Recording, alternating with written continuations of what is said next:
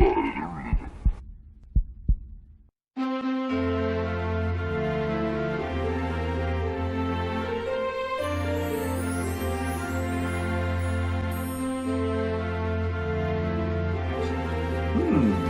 Grim, do we get to open presents in a little while? It's 7 o'clock at night. Hopefully you've already opened some presents, but sure, yeah, I guess so. Oh, well, I was waiting to see when you wanted to. Yeah, I overslept a little bit, so I just kind of woke up a few minutes ago. 7 o'clock at night, you just woke up? All I had to do was be here in time for the show. That's all that really matters, right? Oh, but jeez. Okay, well, let's host the show, and then we can open our presents. Oh my gosh, when I wake up, it's hard to get my glasses in. Hey everybody, welcome to the Mummy and the Monkeys Very Merry, Hairy, Scary Hangout Weekend, Part 2! All right, well, yeah, this is the third night, technically, we've been, doing something for our YouTube channel. Directly right to the fans out there to kind of, spread the Christmas cheer and, really have some fun. Because we have so much stuff we've accumulated over the last several years of doing this show. Mm-hmm. We thought we'd, put it back out there, redistribute it, repackage it, if you will. Yes. Show you some stuff we haven't shown before. I mean, we've been showing skits, bits, movies, cartoons. Oh my gosh, just a little bit of everything. A nice Christmas hodgepodge stew, if you will. Yeah, so there's a lot of, we have a lot of chunky show coming up. Oh, and some really cool, like, a found VHS that you have, Grim. Yes, tonight is going to be another special night here. We have some stuff that hasn't probably been seen here at least in the Cleveland area for decades. And some other cool stuff, even one of our movies that I Grim-gloriized. And here's what's going to come down for tonight's show. We didn't talk about this yesterday because I wanted to be a special surprise for tonight. Ooh. So, first up, we're going to show a Mr. Jingling special, yeah. Mr. Jingling? Yeah, you remember him? The keeper of the keys. That's right. He was a big thing here in Cleveland in the 50s, 60s, 70s, 80s. He still has something going on, too, even here in the 2000s. So he's like Santa's locksmith. Yeah, kind of, sort of. He probably charges out the nose, too. Like a locksmith, right? Probably. Santa's like, oh, not that jingling again. My bank account is in the negative now. Anyway. So anyway, this is it's a great little TV thing that was taped on a VHS tape that you found years later. So it's part of our rescued reels. Yeah, sort of like a rescued reel we're going to show tonight. And then after that we have another version of the Dickens Christmas Carol classic, narrated. It's read to you by Vincent Price, but it's also acted out. But he narrates it. Yes, it was a TV special that he narrated in the late 1940s. That's right. And then after that, Tobor, which, as you pointed out yesterday, is robot spelled backwards. Okay.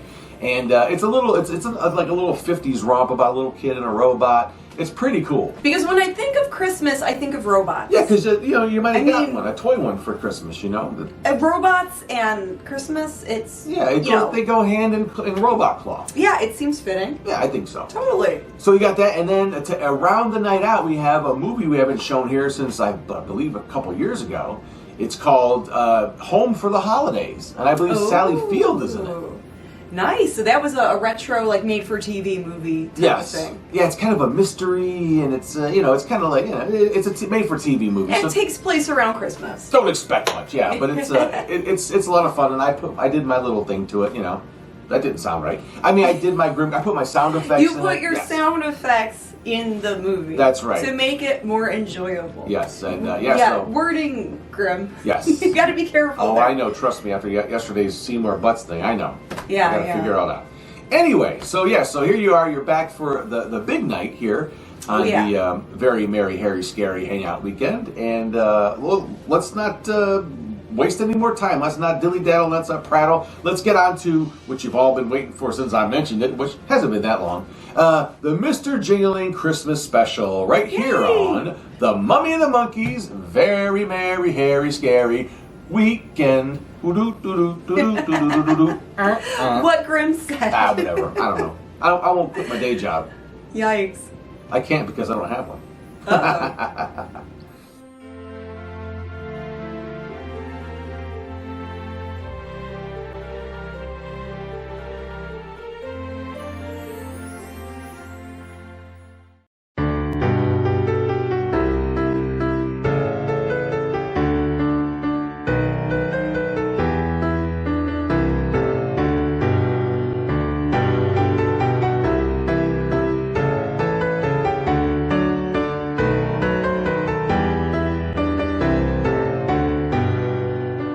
It was the only place you could go to see two things. One, the real Santa Claus, because only the real Santa Claus would be downtown, and see Mr. Jingling, because there was only one Mr. Jingling anywhere, period. Hi, boys and girls. I'm Mr. Jingling, and I'm so glad to be back here with you on television. Did you have a nice Thanksgiving Day yesterday? Had some turkey or something just as good? Doesn't matter, though, as long as you got together with people you loved and celebrated. Mr. Jingling really was more popular, I think, at Halley's than Santa Claus was, really. And I think part of that had to do with the promotion that was done with the show. You know, it certainly is going to be a puzzle figuring out who dropped this down my chimney and what's inside. Well, I'll see you Monday, boys and girls, and I'll kind of wait for you to open it up, and then we can open it up together and see what's inside, and I'll try to find out who said it. I can hardly wait. See you then. I remember seeing his show during the Christmas season, and it was something that we would make sure we were there watching, so we would catch Mr. Jingling. In fact, he was a character that had almost the stature of Santa Claus. So what was the story on Mr. Jingling, and how did he get this job as Santa's keeper of the keys? I work for Santa Claus. You know, I'm a locksmith, and I make keys and wind-up things for the toys.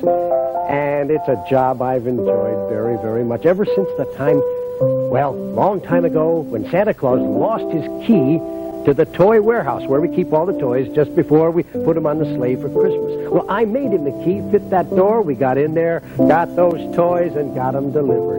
And Santa was so happy and so nice about it. He made me his keeper of the keys. Mr. Jingling, how you tingling? Keeper of the keys. On Halley's 7th floor, we'll be looking for you to turn the key. For we have a date underneath your Christmas tree.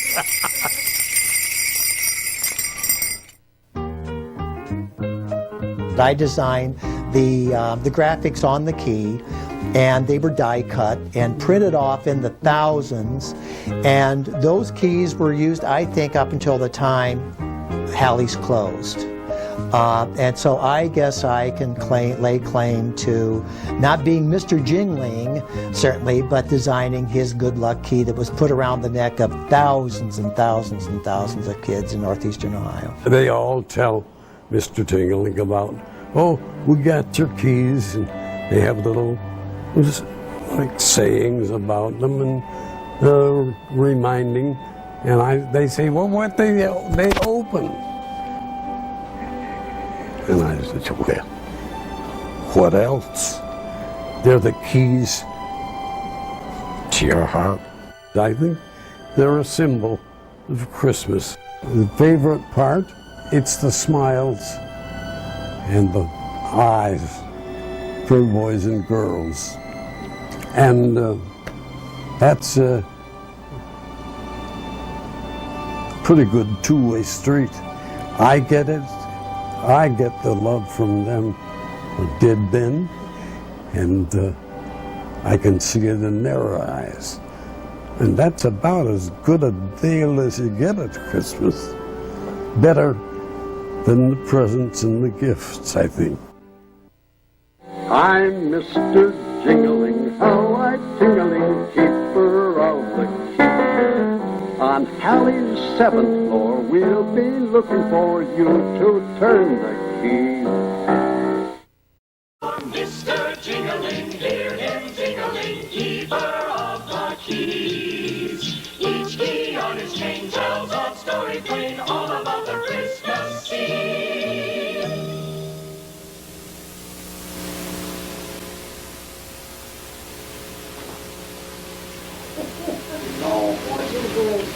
It's so nice to have you back to spend the Christmas holidays.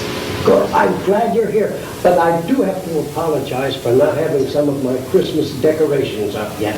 I've been so busy with all of these orders coming in for lost and broken keys that I just haven't had time for it. But I'm in luck. I've got a very good helper. You remember Captain Ollie Days, Santa's favorite courier and messenger. Well, he's down here to help me for the next few weeks. And he's going to, well, right now I know he's decorating the tree, so the place won't look just fine. Ouch! Help, Jings, help! What's the matter?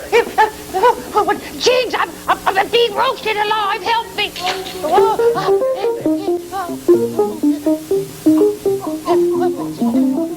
It's not funny, Jings.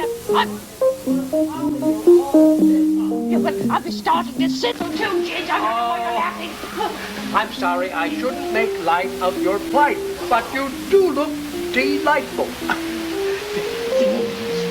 I'd rather be delighted than delightful. I know. All right, now simmer down, Ollie. Oh, we've got to go pull the plug on Ollie, boys and girls, but we'll be right back. I've got a nice surprise for your tea, but you're not going to like this. Currant jam with scones. We'll be right back. Electricity's not coming.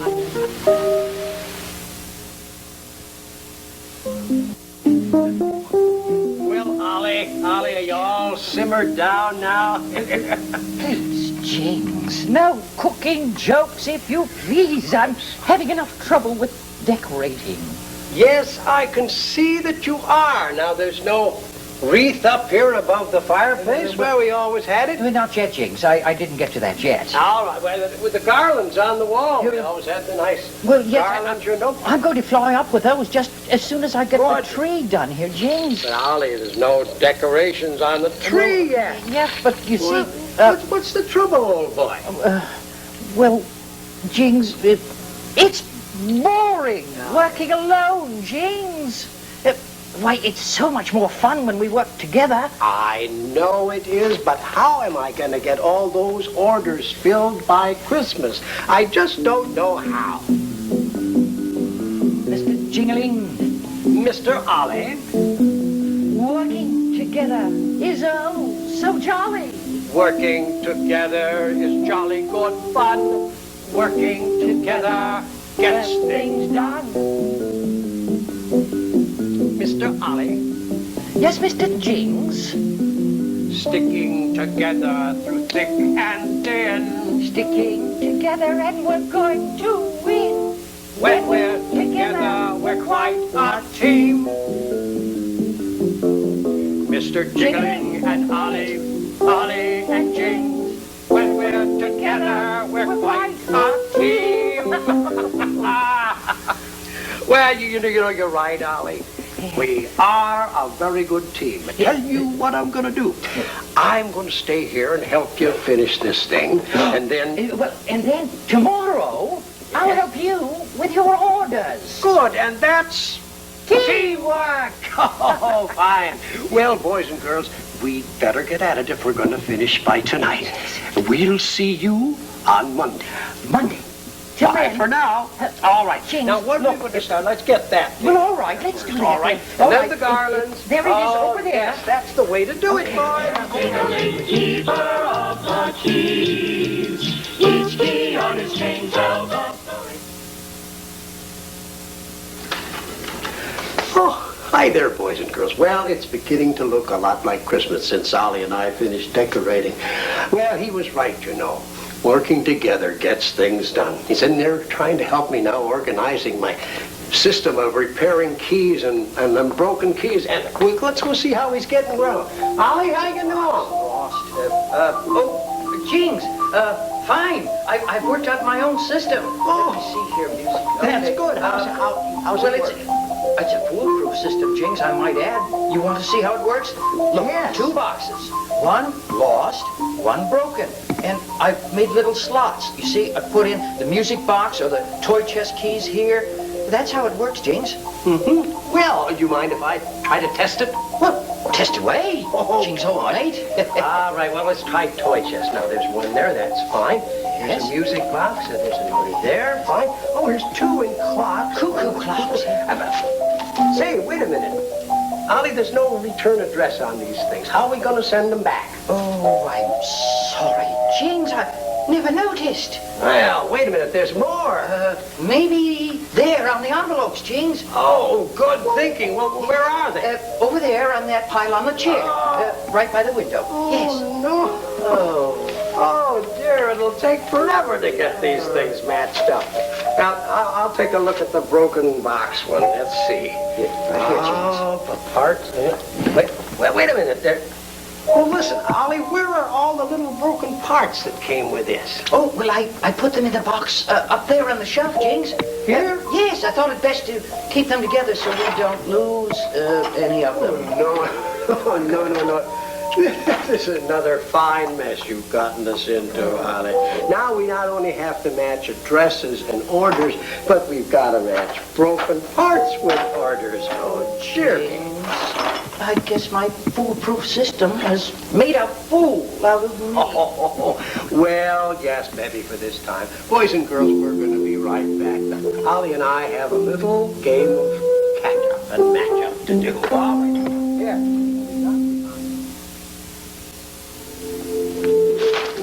Oh, Ollie, at the risk of repeating myself. Oh, I know, Jings. This is another fine mess I've gotten us into. Twice in one day, Jings. Maybe I should go away till after the holidays. You'll get a lot more done. I'm not here to foul things up.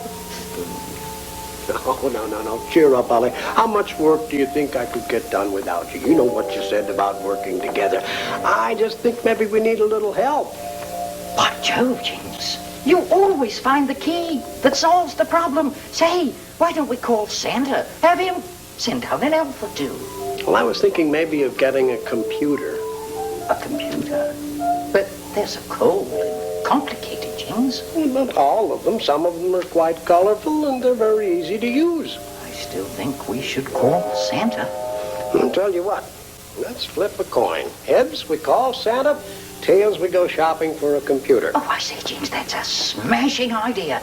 But why don't we let the boys and girls out there help us call? Oh, I like it, Ollie. Good idea. All right, boys and girls, you help us when we call out. You holler heads, or, of course, tails if you want the computer. Yeah. Heads for Santa, boys and girls. All right, here we go on a count of 3. 1, 2, 3. Call them. Uh-huh. It was tails. We go shopping for a computer. Righto, James. Oh, boys and girls, be sure to be with us tomorrow to see what we get. All right? Bye for now. Bye-bye. Hear him jingling, keeper of the keys. Well, we're looking for a lost key for a music box. What kind of music box, James? Doesn't say here, just gives me a serial number. Well, that's a jolly good start. Oh, hi, boys and girls. Oh. Say, James, look, boys and girls are back. Welcome. Hi there, boys and girls. Oh, we're catching up with our orders for lost and broken keys, thanks to good old Sam here. Back to work, Jings. Oh, where were we? Well, we were about to find a lost key. All right, I'll have to make out a card. Way ahead of you, Jings. Oh, mate, already done. Oh, well done. All right. We put it in the locator file. Right. And we press the red. Right. And the white. And look at the screen. Let's see. And the location is Switzerland, James. Well, what it is a Swiss music box. Yes. Now, I wonder if Sam can show us what it looks like. Blue button and white button. Wait a minute. What's wrong? Something wrong? Did I call Sam simple? Oh, no, of course not, James. You wouldn't do that. You just forgot to put the card into the blue slot. That's all. Oh, God, glad it's as simple as that. Well, here are we. All right, Sam. Yes. All right, and now we'll put it in the slot. Swiss. And we press the blue button, push, and the white button, push. And there it is, Jings, the lost key. So it is, Ollie. Oh, my goodness. You know, several years ago, it would have taken me months to get a picture of that key. And now, Sam has done it in a matter of seconds. That's wonderful. But someone's sending us a message here, James. A message coming in? I think so. From whom, I wonder? Well, it's from Santa.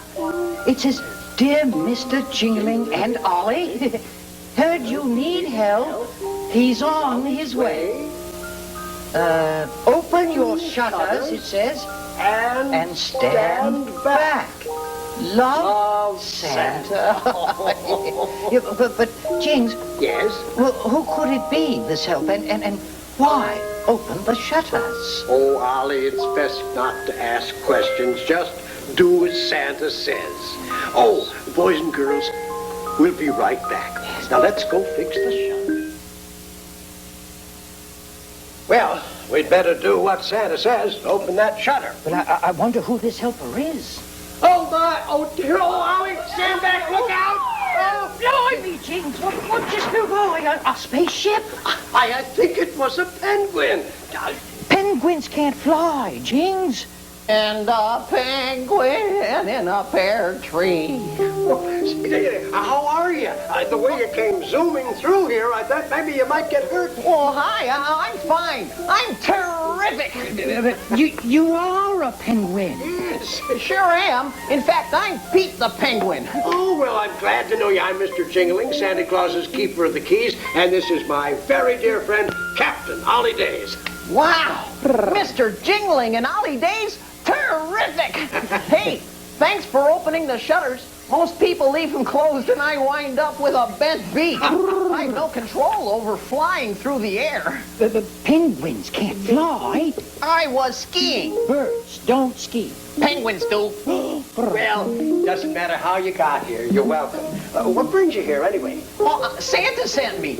I'm your new helper. Oh, Pete. Ollie's he's really got style. Here he comes to work the first day and wears a tuxedo. Maybe we'll try renting you one. What's wrong with the way I dress, James? Ollie, could you get us a couple cups of tea while I get him out of this tree? Oh, iced tea for me, Ollie. Iced tea.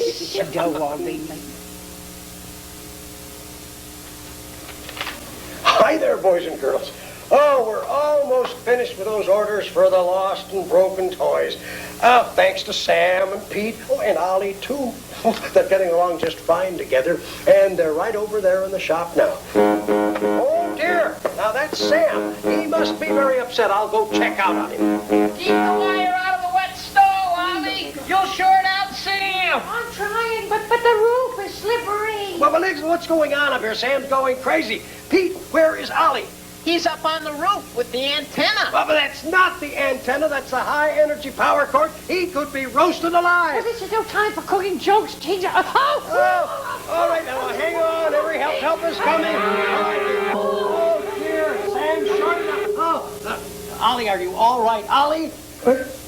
I'm fine, James.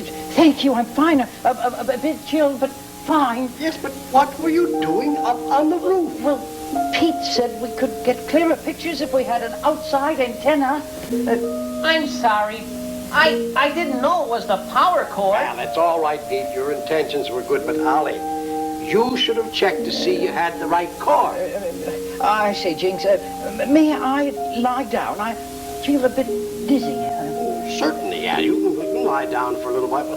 Boys and girls, let's all take a little break, and so Ollie can get some rest, and Pete and I can straighten this place up, all right? Come on, Pete.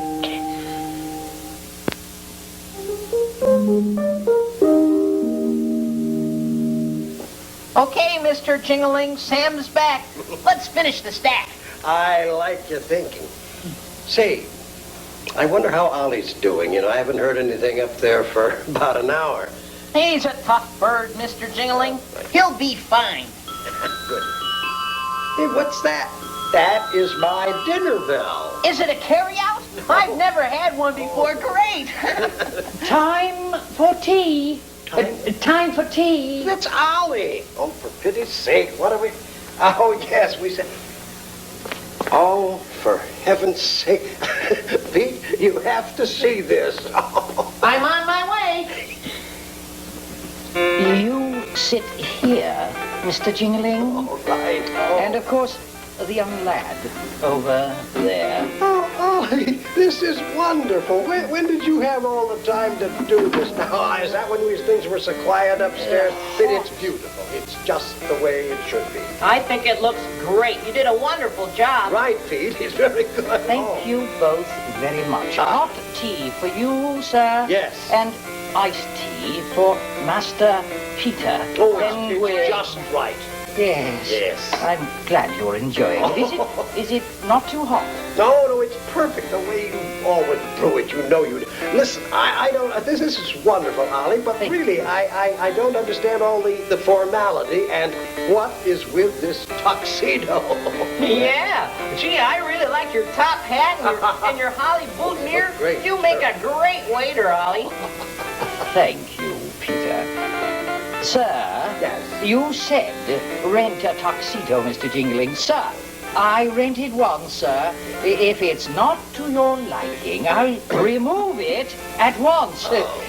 Enjoy your tea, gentlemen. Ollie. All right. Oh, dear. Hey, wait a minute, Ollie. Where you going? Wait. Pete, I think we've got an Ollie problem here, and it's called jealousy. Jealousy? Oh, no. Gee, could I help Mr. Jingling? No, not this time. Well, goodbye, boys and girls. Have a nice weekend. We'll see you next week. Oh, hi there, boys and girls. Well, Pete and I are just going over Ollie's message to see if there's some kind of clue as to where he went. Read it again, Pete. Okay, Mr. Jingling. Let's see. It says, Dear Jings and Pete, going on holiday, you and Pete have things under control. You make a great team. We'll keep in touch. Love, Ollie. Well, that's all it says. Going on holiday. What holiday, Mr. Jingling? Oh, going on holiday, going on vacation. Holiday, vacation, it's the same thing. Oh. Well, what did he take with him, Mr. Jingling? Well, maybe there's a clue in what he packed. Now, he took that tuxedo. Yeah? And he took some sunglasses, fancy scarf, and an old pair of ice skates. Oh, the ice skates? Yeah. Boy, Mr. Jingling, you know, it sounds like Ollie's going to be doing a lot of moving around. Yeah. Sunglasses, skates, tuxedo.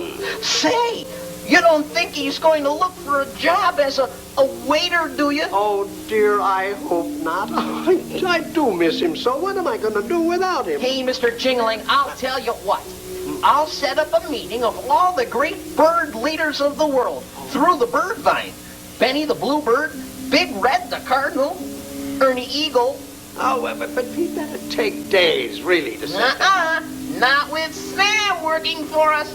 No, with Sam, we could do it in minutes. Listen, I'm going to call Santa Claus and see if he can help us. Okay. Sam, let's do it. Hello, operator, yes. Give me the North Pole, Santa Claus. Hello, Santa. Mr. Jingling here. No, I've got a problem. Ollie's gone away. He didn't say where he went. Why? There's no time to tell you now. I'll fill you in later. You what? Oh, Santa, that's wonderful. Oh, thank you very much. Oh, Santa's going to put the lookout elves on full alert. Oh, that's great. Oh, dear me, what is that on the screen? Well, that's the bird vine of the United States. I have one for every country. If Ollie's out there, we'll find him. Oh, thank you, Pete. I just wish you and Ollie would kind of work together. Oh, it's all right, Mr. Jingling. We'll have Ollie back in the flap of a wing. Well, I better get to my big bird meeting. See you later, Jings. Oops. I mean, Mr. Jingling. That's all right. It was kind of nice to hear it. Well, you have a real good trip, Pete. And, boys and girls, we're going to take a break right now. We'll be right back. Well, Pete's off on his visit to the birds, and Ollie's off I don't know where. Mr. Jingling's house seems kind of empty. Oh, wait a minute. There's Ollie's scarf, his helmet, and his goggles. Oh, dear, he'll freeze without... Oh, what am I going to do? Poor Ollie. Oh, there's Isabella's a message coming in on Sam. Maybe it's Ollie calling for his things, or maybe he's coming back. Oh, it's just Sam. Well, I'm not alone. I still have Sam. Right there are, Sam. Bless your heart. Maybe Ollie didn't forget his things, but left them knowing he would be back. Don't give up. Love, Sam. Oh, Sam's right. You know, I can't give up on Ollie. I've got to keep looking for it. Boys and girls, you can help us. Now, if you just look out your windows once or twice a day and see if you see him flying over your houses or your streets. And if you do, write it down and then send the information to me. I'll tell you where tomorrow. Oh, that'd be such a great help. Well, we'll be seeing it tomorrow.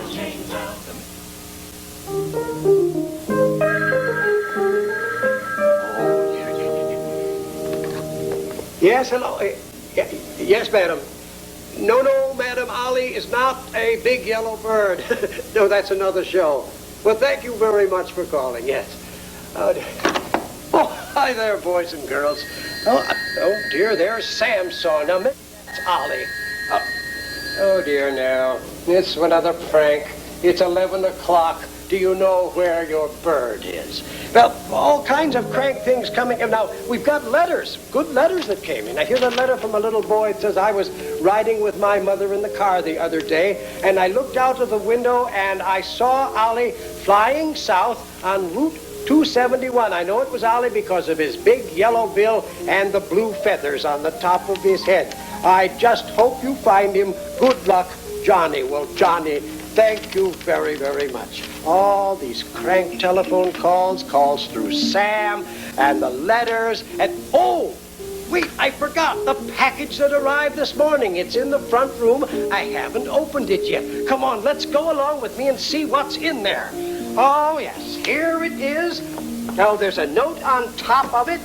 And it's a balloon, and there's a note attached to that, and a couple of tea bags. Says, have a spot of tea on me. Ollie loves his tea, you know. And he says, if you open this before he gets here, save it, because he'll be back soon. Think happy and positive. Well, so we shall. Boys and girls, we're going to take a break now, but we'll be back, and we're going to think happy and positive. Think happy and positive. Well, whoever wrote that knew what they were talking about.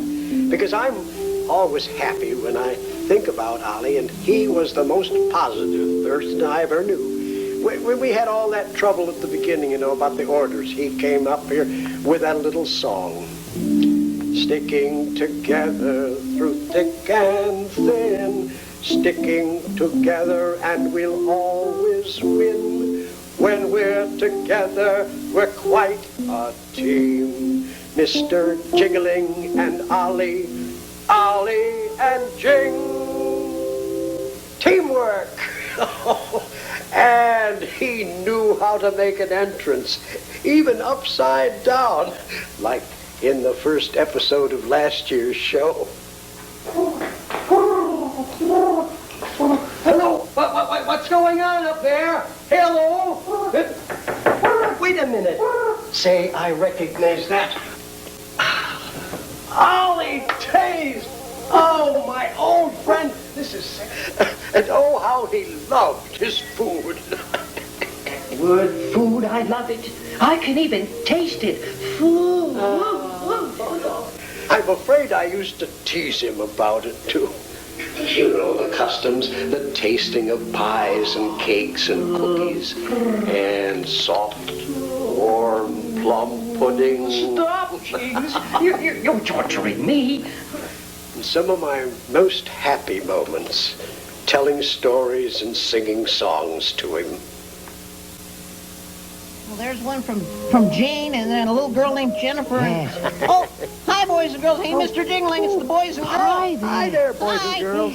Say, we've been up all night reading Ollie's postcards and his letters. Oh, they're wonderful. And I'd like to thank all of you nice, wonderful boys and girls for sending in those wonderful greetings to me. It's nice to know that people care about you. Well, you know something else that's nice to know? What, James? That we're all three of us home here together for Christmas. Yes.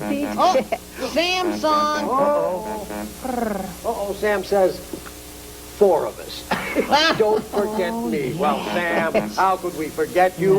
Without you, we wouldn't any of us be here. You better believe it, Mr. Jingling.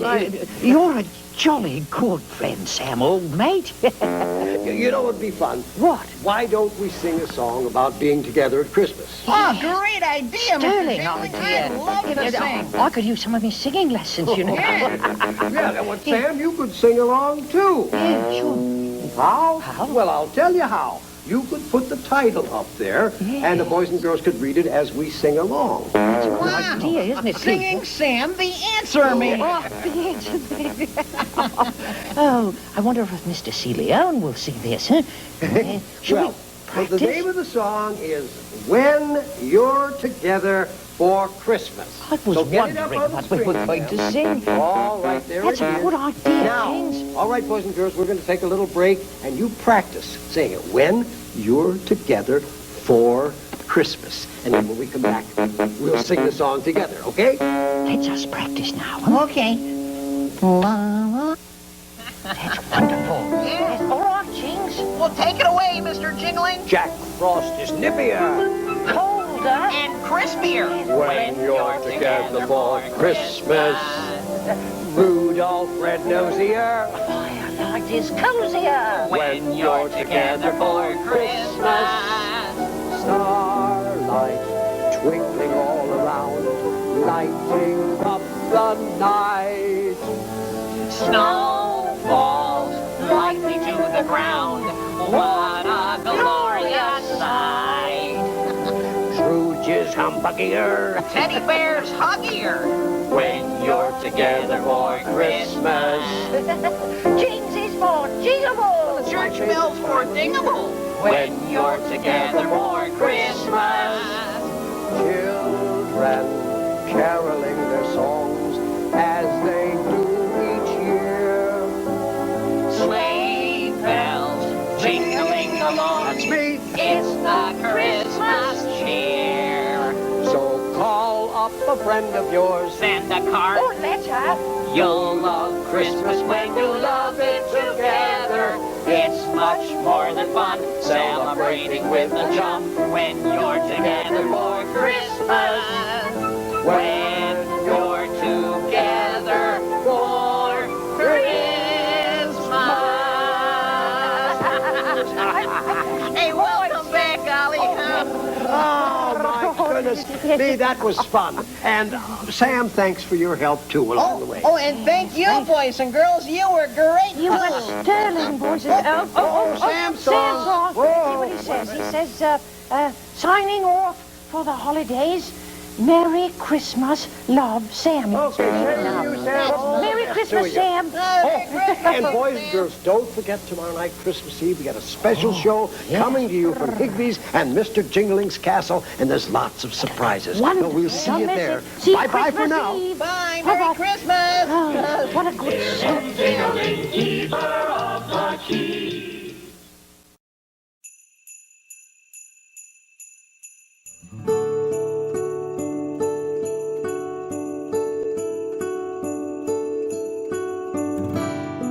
Listening, I don't know, something like that. Hey, welcome back to the very merry, hairy, scary hangout weekend. Yeah, and you just watched some Jingling for Christmas. That's right, and nothing wrong. Hey, everyone should get a little jingling, you know what I'm saying, for Christmas. There you go. It's a good thing, a jingling. It is. And you got to learn a little bit more about some of the Cleveland history, kind of like the Johnny McQueen thing we showed a few weeks ago, you know, about that Cleveland TV show that was shot here live in Cleveland. Actually, it was broadcast live the night it aired.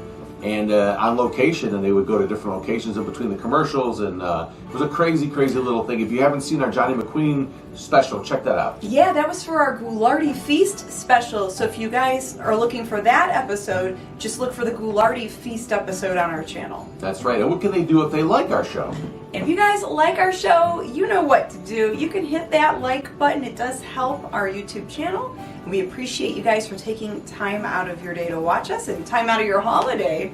And we are happy that we're a part of your holiday for our regular viewers out there. Absolutely, absolutely. So yeah, so thanks again for joining us tonight on Christmas night 2022. Oh yeah, and, man. Hopefully you got some good stuff out there, and you're with your loved ones. If you're in one of the colder places in the country tonight, because we got slammed with ice storms and windstorms over the weekend. Yeah, so hopefully, we hope you guys are keeping warm out there, staying safe. Mm-hmm. And we're in a different part of the Erie Cemetery tonight. We moved over to the fireplace to get a little more warm and cozy, because some of the Erie Cemetery is dark and dank and cold. It is beyond drafty, now let's put it that way. And in this kind of cold weather, you don't want to be back, or downstairs I should say, in the dungeon of dungeons. It's actually in the catacombs, which is even colder. Yeah, so we're in a warmer spot for Christmas on this cold winter night in Cleveland, Ohio. As you can see, nothing has changed. All right, gang, next up, we got a really cool thing coming up here. Oh my gosh, this is the best. We did play this on our show a few years ago, if not last year, I don't remember. But anyway, it is another version of Charles Dickens' A Christmas Carol, read by Vincent Price. Ooh, nice. Yeah, this one, I believe, is from 1949. It was a TV special. And what we watched the day before was the 1935 version of Scrooge. Here's the abbreviated retro television version. That's right. Narrated by Vincent Price. Absolutely. And the other cool thing about these next couple segments, the Vincent Price Christmas Carol and the Tobor movie, or whatever that is, I put together some raps that show Janet and I, before we had the Mummy the Monkey show officially, teaming up to do a Christmas show way back in the day, and it's called Hosts of Christmas Past. Nice. So get ready for more fun and surprises. If you haven't seen that yet, you're in for a treat. So let's roll in to Vincent Price reading Charles Dickens' A Christmas Carol right here on The Mummy and the Monkeys. Very merry, hairy, scary, hangout weekend. Whatever Grimm said.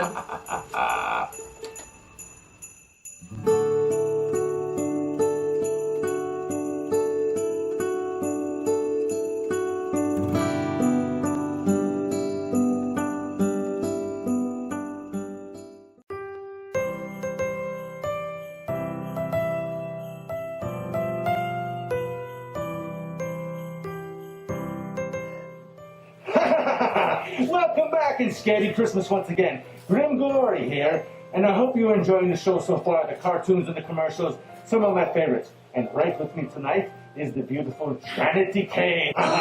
Boils and ghouls. That's right. Hello, Janet. Welcome to my show. Hi, Grim. Thank you for having me. My pleasure. And I hear you just finished up your own Christmas spectacular. Yeah, it was great. Thank you all for coming out, and you came to visit with us. I did. Thank you very much for having me. It was great. You did a good job. Well, thank you. It's definitely making my Christmas very merry. And a Merry Christmas to you.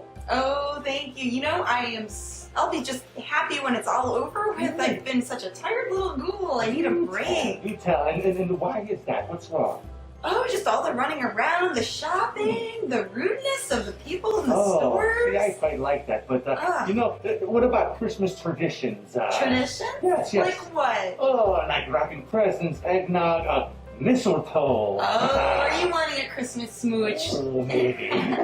But I understand the tradition of mistletoe. It goes that you have to have the mistletoe hanging above one's head in order to receive the kiss. Well, yeah. So do you have mistletoe? Yes, I do. Yes, I do have mistletoe. Where is it? As a matter of fact, that's my question. See, I do have mistletoe, but my problem is that I just don't know how to get the mistletoe over my head because my foot only goes so far. Grim, it doesn't work that way. I don't think you really know what mistletoe.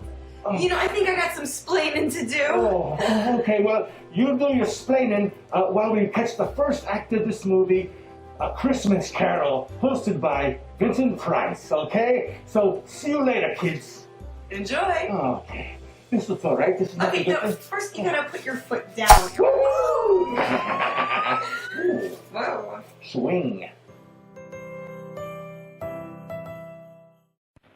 Rest ye merry gentlemen, let nothing you dismay. Remember Christ our Savior was born on Christmas Day to save us all from Satan's power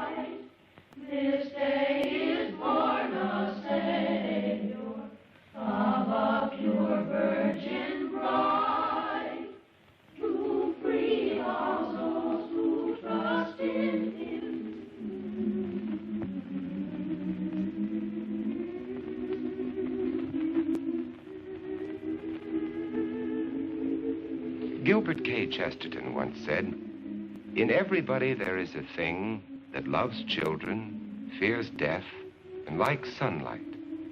And this thing enjoys Charles Dickens." Before I tell you about the Christmas Carol, let me read to you what Charles Dickens himself wrote about this story.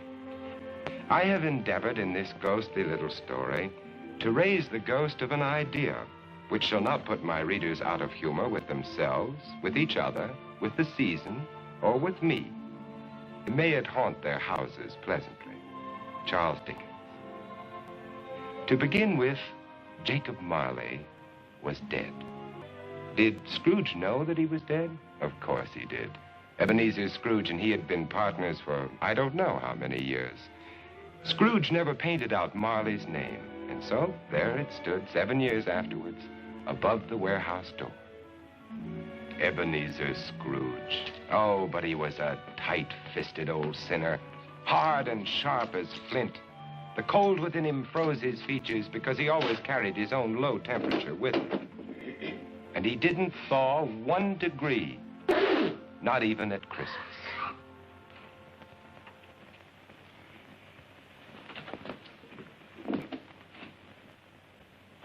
Merry Christmas. Merry Christmas, Uncle. God save you. Christmas. Humbug. Christmas? A humbug? Uncle, you don't mean that, I'm sure. What reason have you to be merry? You're poor enough. What right have you to be dismal? You're rich enough. Humbug. What's Christmas to you but a time for finding yourself a year older but not an hour richer? Every idiot that goes about with Merry Christmas on his lips should be boiled in his own pudding. Now, Uncle, I know you... Now, you keep Christmas in your own way, Fred, and I'll keep it in mine. Be off now. This is a place of business. Don't be angry. Come dine with us tomorrow. No. Caroline will be happy to see you. Why did you ever get married? Because I fell in love. Love? That's the only thing in the world more ridiculous than a Merry Christmas. Good afternoon, nephew. Uncle, I'm sorry with all my heart to find you like this. Merry Christmas, Bob. Merry Christmas, sir. Let me hear another sound from you, and you'll keep your Christmas by losing your situation.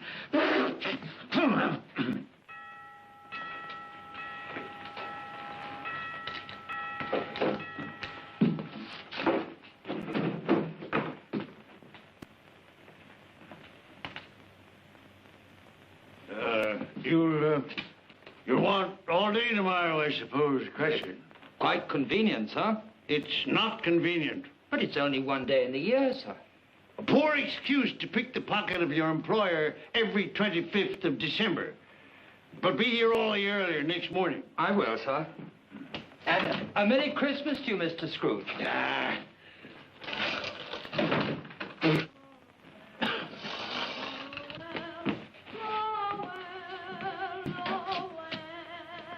Christmas. Nonsense. Humbug.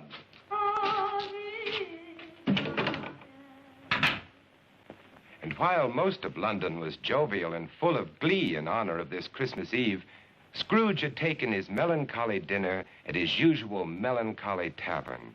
And having read all the newspapers, he went home to bed. Scrooge lived in the chambers which had once belonged to Marley, his ex-partner. And as I have remarked before, Marley is dead these last 7 years. Dead as a doornail.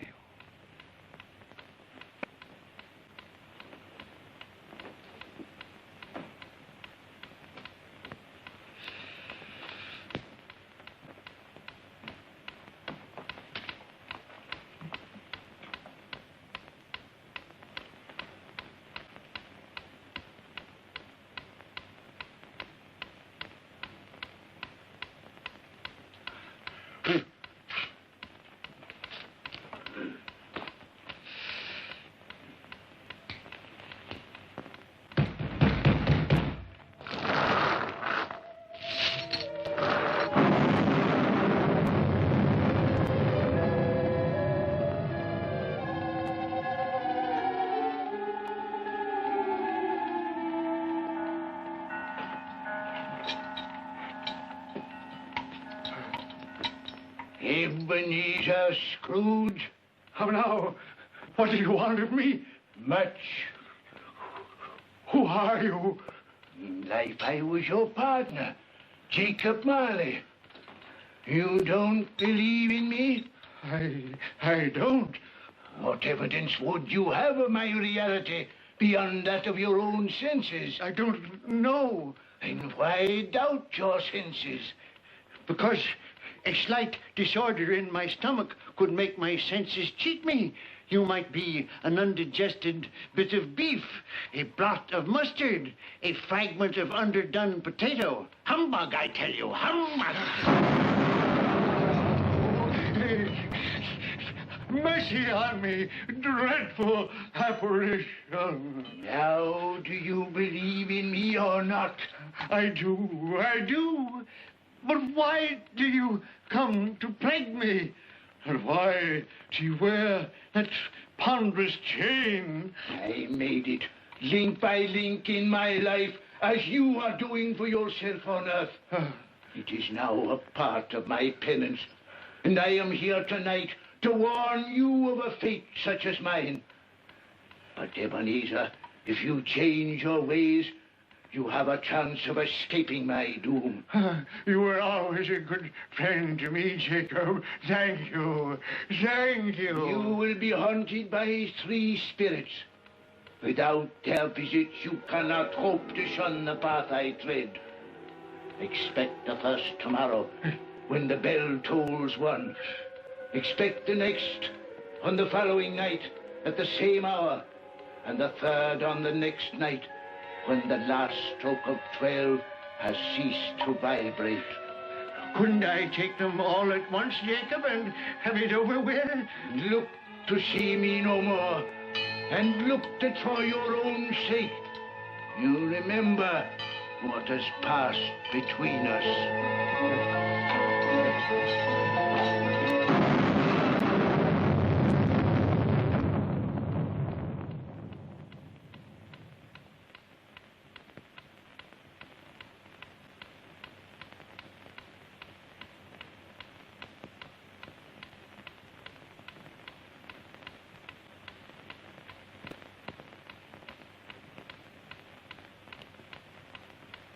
Scrooge tried desperately to say humbug to the strange happening, but the word stuck in his throat, unuttered.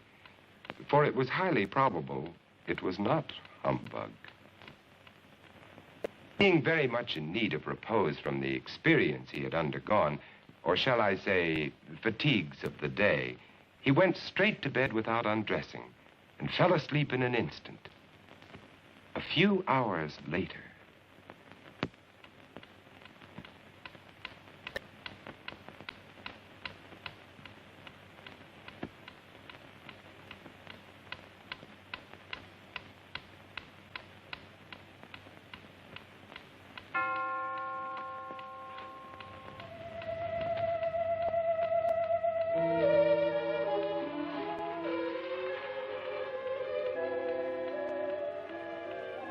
Are you the spirit whose coming was foretold to me? I am. Who and what are you? I am the ghost of Christmas past. Long past? No, your past. What business brings you here? Your welfare. I have things to show you, which are the shadow of the things that have been. Rise.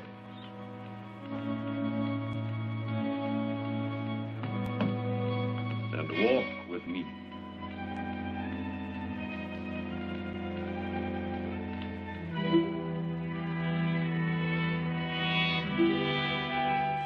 Hi everybody, it's Schlockmeister. This is a special present for the Mummy and the Monkey. I wrapped it myself. It's a little, yeah, it's not the best wrapping job. But anyway, let's open it and see what's inside. It's Schlockmeister. I'm your present, guys. How are you? Oh, my name tag fell off. Yeah, here I am. I just figured I'd wrap myself up and give you a little surprise. But anyway, I hope you're doing well. It's been a crazy year. I've been all over the place, and thank goodness we got you guys to look forward to seeing every Friday night at the Harry Scary Hangout. Anyway, I hope you guys have a happy holiday. I hope to see you in the new year. It's been quite a while since I've seen you guys in person. And I just want to let everybody know that hope you guys have the schlockiest new year ever, okay? All right. By the way, I did save the receipt in case you want to return this gift. Yeah, I figured as much. Okay. All right. Bye, everybody. Happy holidays. Happy New Year. Merry Christmas. Bye.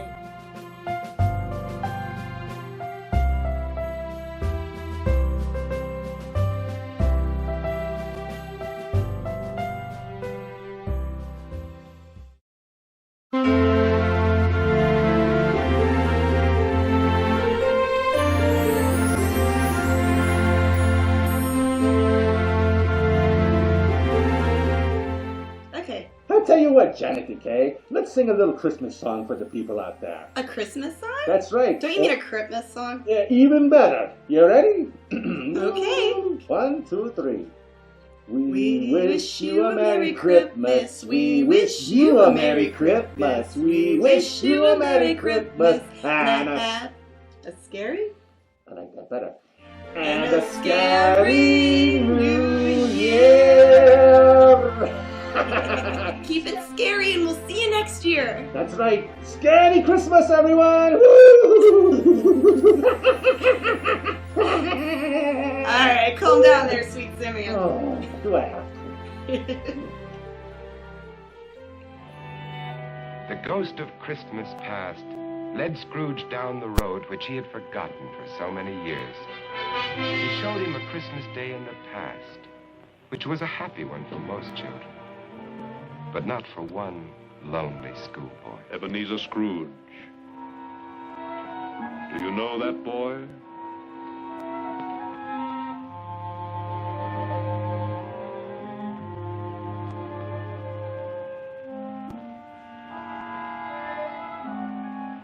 Yes, I do. It is I, as a boy. Oh, I remember that Christmas well. I felt so lonely. My playmates, they didn't like me. It was because you had shunned them.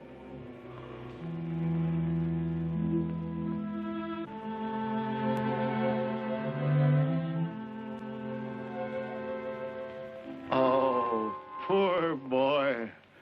I wish... What is the matter? There was a boy singing a Christmas carol on the street last night. I should have liked to have given him something, that's all. Shall I show you another Christmas, 40 years ago, when a fair young girl released you from your marriage contract? No. Because she discovered you had ceased to love her. Your greed, avarice, and desire for wealth had killed the love she had for you. No, Spirit, show me no more. Leave me, haunt me no longer. Awakening in the middle of a prodigiously tough snore and sitting up in bed to get his thoughts together, Scrooge had no occasion to be told that the bell was again upon the stroke of 1.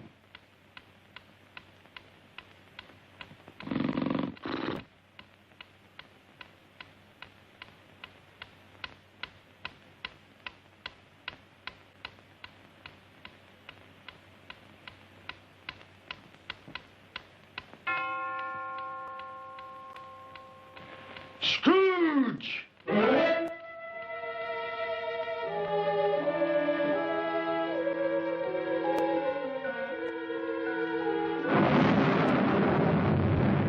I am the ghost of Christmas present. Look upon me. Yes, Spirit, conduct me where you will. I went forth last night on compulsion, and I learned a lesson which is working now. Tonight, if you have aught to teach me, let me profit by it. Touch my robe.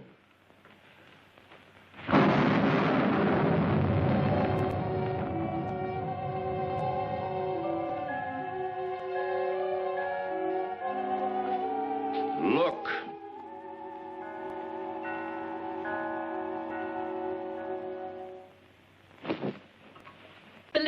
bring the plate. Oh, Mother, Belinda, there's a great deal of work to be done. Help your sister. Missy, you get the... If I came by outside, I could smell the sage and the onions. You knew it was odd, Mother. Oh, I certainly did, boy. Peter, set the chairs. Can I put some chestnuts on the fire, Mother? No, your father will do that when he comes. What has gotten your precious father? And your brother, Tiny Tim? And Martha wasn't as late last year by half an hour. Oh. This is the house of your clerk, Bob Cratchit. But he has hardly a penny to his name. I, the ghost of Christmas present, have blessed his house. Here comes Bob now with another member of his family, Tiny Tim. And a Merry Christmas, everybody. And there you are, Tiny Tim. Right in your own chair. Merry Christmas, Bob. And Martha. Yes, here I am again. Christmas wouldn't be Christmas without Martha coming to visit us. Bob. And how did Tiny Tim behave today, Bob? Fine. He told me coming home that he was glad he'd been to church, because it's pleasant to remember that the day is called Christmas, after he who made the lame to walk and the blind to see. Oh, what a beautiful Christmas table. It would be more beautiful if we had a turkey, but we'll manage. Of course we will. See what a happy family your clerk has on only 15 shillings a week? Tiny Tim. I didn't know he was sick and a cripple. Mr. Scrooge. I give you Mr. Scrooge, the founder of the feast. The founder of the feast, indeed. I wish I had him here. I'd give him a piece of my mind to feast upon. Dear, it's Christmas Day. It should be Christmas Day, I'm sure, when one drinks the health of such an odious, stingy, hard, unfeeling man as Mr. Scrooge. My dear, it's Christmas. Very well. I'll drink his health for your sake, and because it's Christmas. Long life to him.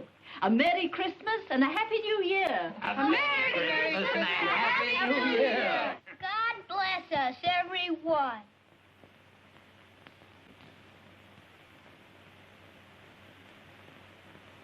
Tell me, Tiny Tim, will he live? I see a vacant seat and a little crutch without an owner. No, say he will be spared. My life on the globe is very brief. It ends tonight. Tonight? The time is drawing near for me to go and for your third visitor to appear.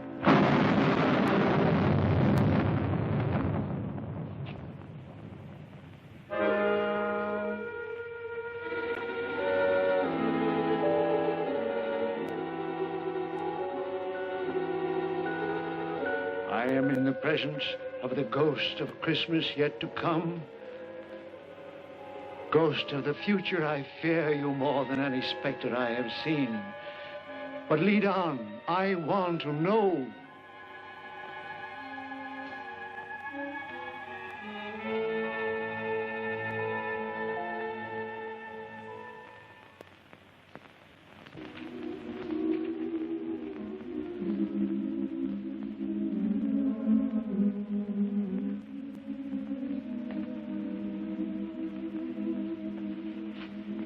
I met a very kind young man today who asked after you. Mr. Scrooge's nephew, whom I scarcely know. I told him about Tiny Tim, and he said, I'm heartily sorry for you and your good wife. By the by, how he ever knew that, I don't know. You what, dear? That you were a good wife. Oh, everyone knows that. And he said, if I can be of any service to you at any time, pray come to me. He's rather unlike his old Uncle Scrooge, isn't he? If you must torment me, be quick. Take me to what else you have to show.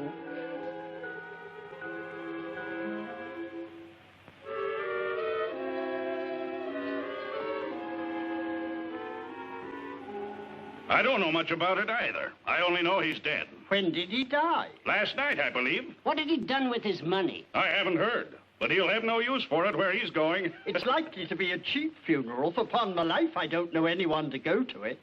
Suppose we make up a party and volunteer. When I come to think of it, I'm not at all sure that I wasn't his most particular friend. For we used to stop and speak whenever we met. I don't mind going to his funeral if lunch is provided. Tell me what man they are speaking of. Who is it that lies dead?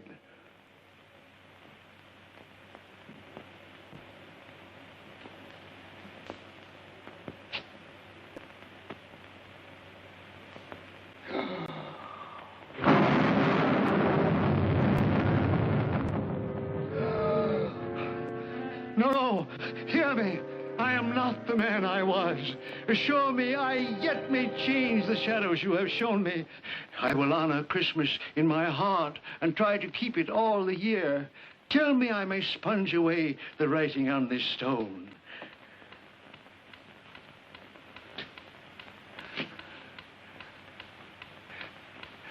Marley! Marley! Jacob Marley! Heaven and Christmas time be praised for this. I will live in the past, the present, and the future. The spirit of all three shall thrive within me. Boy,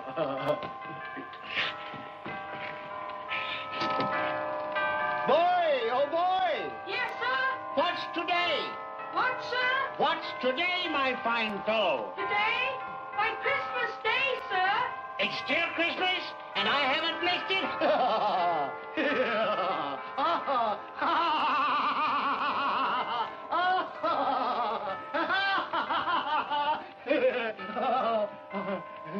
For a man who had been out of practice for years, Scrooge gave a most illustrious laugh, the father of a long line of brilliant laughs.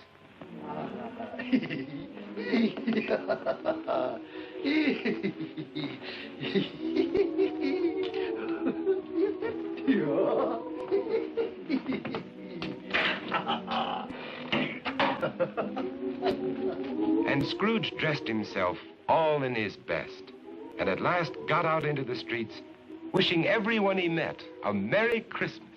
Mr. Fred, come in.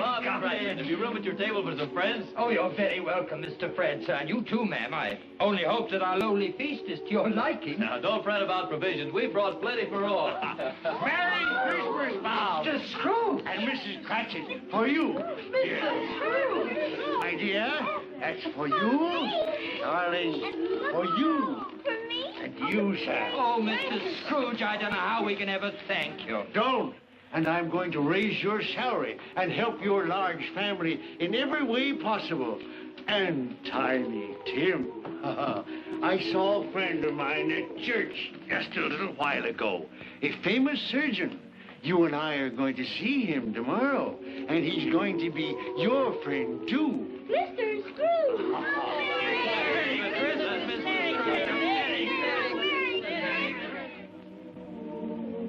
Scrooge went his word. He did it all and infinitely more. And to Tiny Tim, who did not die, he was a second father. Scrooge had no further dealings with ghosts, but it was always said that he knew how to keep Christmas well, if any man alive possessed the knowledge. May it truly be said of us, and all of us. And so, as Tiny Tim observed, God bless us, everyone. The first Noel, the angel did say, was to certain poor shepherds in fields as they lay, in fields as they lay, keeping their sheep on a cold winter's night that was so deep. Noel, Noel,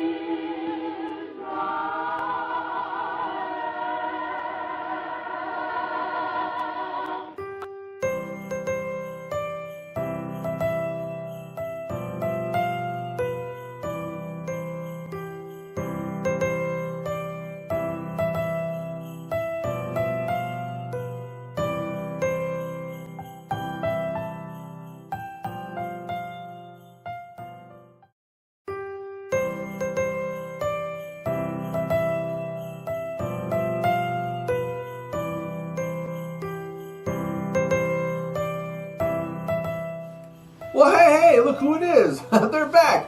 Welcome, y'all, to the Mummy the Monkey's Very Merry, Hairy, Scary Hangout Weekend. And you just watched Vincent Price narrating A Christmas Carol. Ooh, yeah. You certainly did. Good stuff. Yeah, and you also got to see and there's more coming up of the hosts of Christmas Past, with Janet and I doing some old Christmas show, Christmas special we put together way back in the day, and I'm sure I have that somewhere. Maybe we should. I mean, you're seeing some of the raps that we did in between the movie.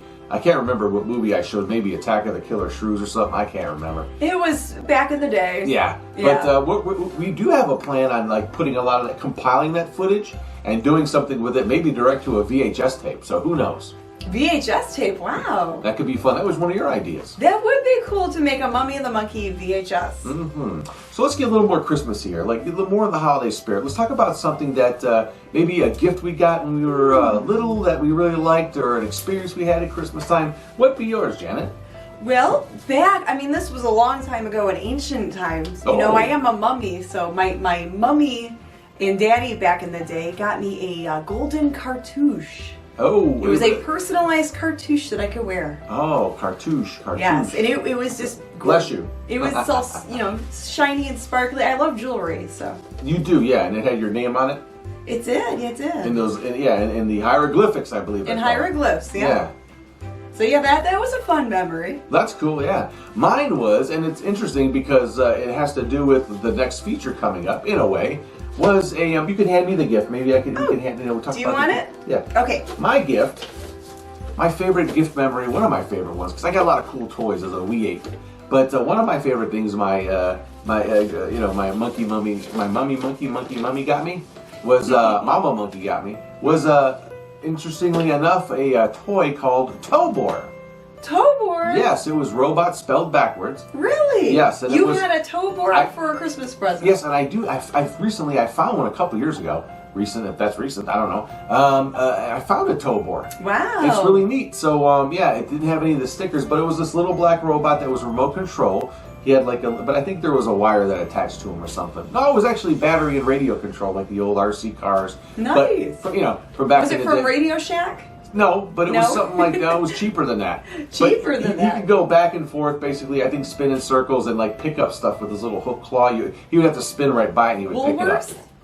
Oh, I'm sure it was available at Woolworths. Or was it at the D&K store? And Kresge's. No, not D&K. Not D&K? No, That's too cheap. That's too discount. Yeah. Okay. It was at your major department store. Uncle Bill's, Kresge's. Sears? Great. No. Sears might. Well, maybe. Maybe in their catalog you could order Tobor. Oh, okay. But I love Tobor. That was a fun little toy. Like I said, I was happy to find another one not that long ago. And I think it works too. I did like Woolworths. I did like shopping there when they were Yes. Yeah. Woolworths was a great little shop. It was a department store. I think everyone had like a Woolworths hamster or a pet parakeet at some point. Yes, they did. And you could get a Slurpee and a parakeet all at the same time. Yeah. It was great. So what are your favorite department store memories that aren't around anymore? You could put it in the comments below. That's true too. And you're probably chatting out there. We didn't even acknowledge that last time. But yeah, if you're in the chat and you're talking about stuff, talk about your favorite Christmas, gift you might have gotten as a kid. Yeah. Or your favorite, memories, going shopping, things like that. That was a big thing back in the day. And still is, but now it's mostly online, right? There were a lot of people going out to the malls. That's true. Yeah, that's true. I think because of current events and things getting better, kind of with the pandemic stuff, a lot of people wanted to get out. That's right, and you should. And it was a lot of fun. And I did get a little bit out myself, and I picked up some presents, and it was a lot of fun. So, speaking of, like I said, Tobor, let's get into the little Tobor short, or whatever it is, short little movie. And that's going to be a lot of fun. And again, you're going to get some more raps of the hosts of Christmas Past, all right? So let's get into Tobor. We'll be back right here on the Very Merry, Hairy, Scary Hangout Weekend. Enjoy! What's in the box? What's in the box?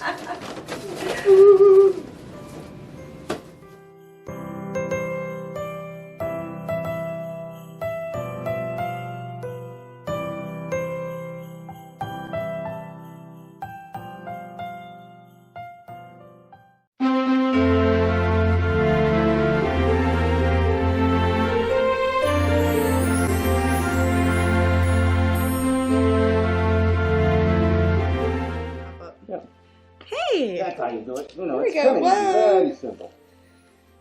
Oh, okay. Oh, sorry. Not a problem. Hey there, Monkey Man. How you doing? I'm doing good. Merry Christmas. Merry Christmas. Merry Christmas, that's guys. Right. From Janet Decay, your yummy mummy. And Grim Gory, your sweet simian, I guess. I don't know. Anyway. Cleveland's missing link right here, guys. That's right. And more. Well, right now, it's still rolling. And Hey, gang, Janet Decay here, Cleveland's yummy mummy. And I'm here with Grim Gory. One lucky monkey. That's right. And we want to wish you a scary Christmas this year. That's right. Yes, a scary Merry Christmas. That's right. You say it the way you want to say it. I say it the way I want to say it. Awesome. I don't know what that means, but... And a happy new beer. Hey, I like that. Beer talk. Now you're talking Grim Gory's language. That's right. New beer. I prefer some sort of banana beer if they have it. So. Banana beer. That's right. That's I gotta get a brewing myself. That sounds yummy. Look out, folks. Here comes Tobor. Hey!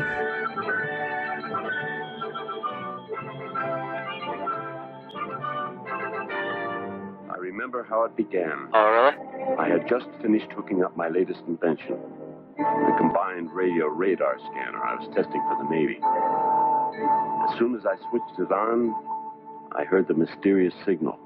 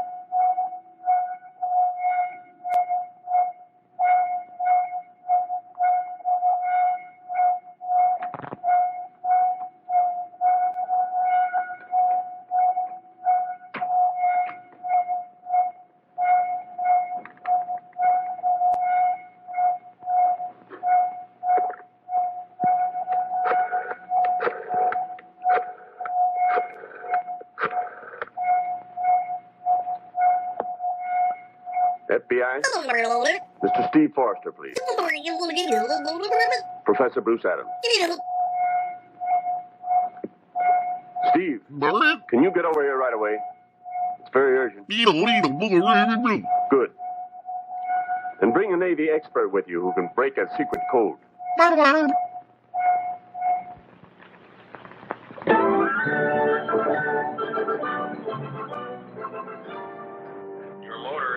Killed by an interceptor ray. Your motor has been killed by an interceptor ray. Your motor has been killed by an interceptor ray. Come on, Talbot. Please show your credentials to the electronic eye at the gate. Please show your credentials to the electronic eye at the gate. Please show your credentials to the electronic eye at the gate. Shut up! I thought I'd seen everything. This is only the beginning, my friend. Your credentials are in order. Your motor will start. Credentials are in order. Your motor will start now. That's nice.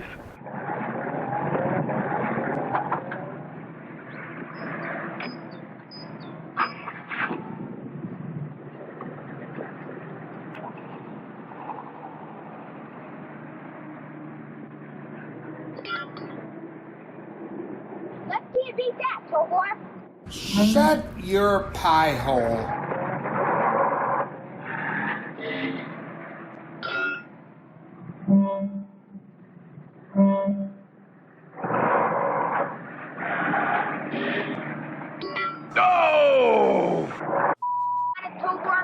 I could make ringers every time myself if I had electronic reflexes. Hi, Tommy. What up? Hi, Steve. That's Tommy, Professor Adams' nephew. He's quite a kid. That Tobor is quite a kid, too. How does he work? ESP. Tobor has a built-in extrasensory perception. ESP? You mean that kid's handling him by thought transference? Exactly. Look, you know what IQ means. Sure. Intelligence quotient. The rating of a person's intelligence. Well, there's also an ESP quotient. Tommy happens to have been born with one of the highest ever recorded. He can handle Tobor better than you can handle a police dog. Oh, get out of here! But we'd better get Professor Adams.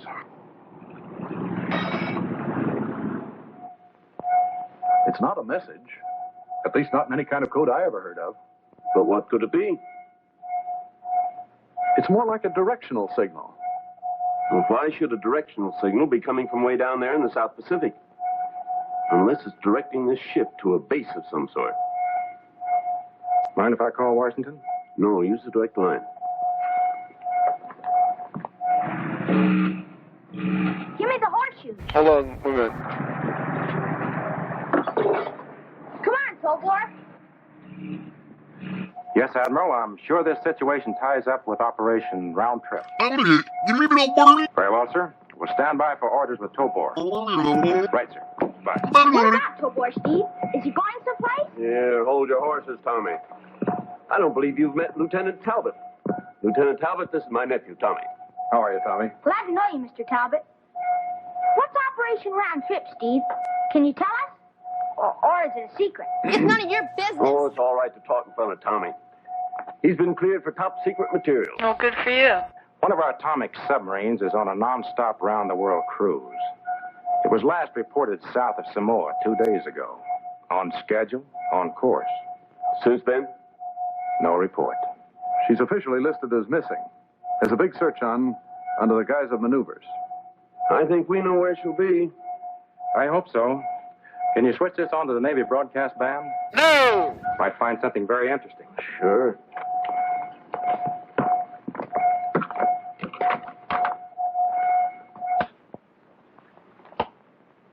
Scramble Jet Squadron 3. Scramble Jet Squadron 3.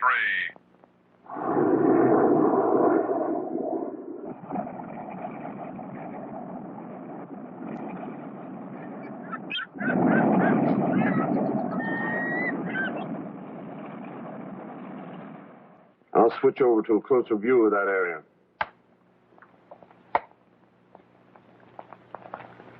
Wow, look at him move. They're heading right toward the atomic south. Well, that makes it convenient. Baker Fox to Mother. Baker Fox to Mother. Our pal sighted on surface. Our pal sighted on surface. Any sign of life, Baker Fox? Charlie Fox going down for Oxy. Charlie Fox to Mother. Charlie Fox to Mother. Mayday! Mayday! Mayday? That's SOS. Straight up. Look, they're all going down. Mother, call back all pilots. Mother! Yeah! This is Mother.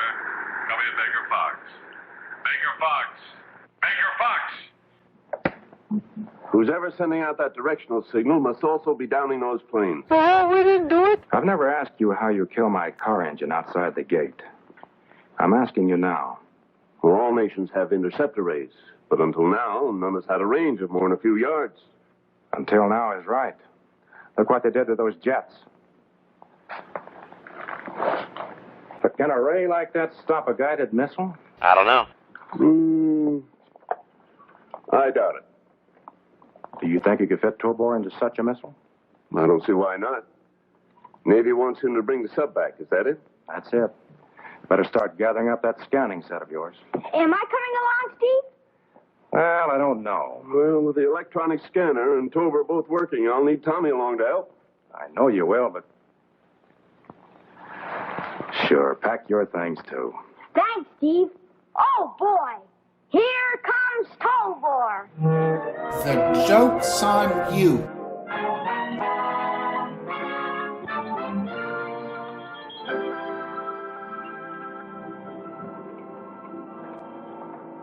Tobor's all secure and shipshape in the missile.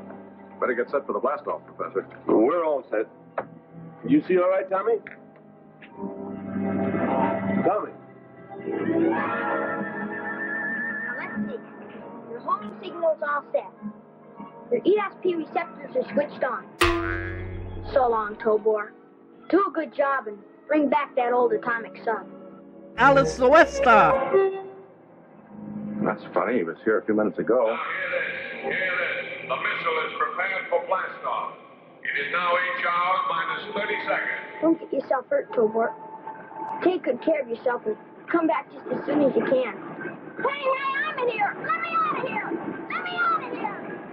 10, 9, 8, 7, 6, 5, 4, 3, Not in here. 2, 1. Woohoo! Yeehaw!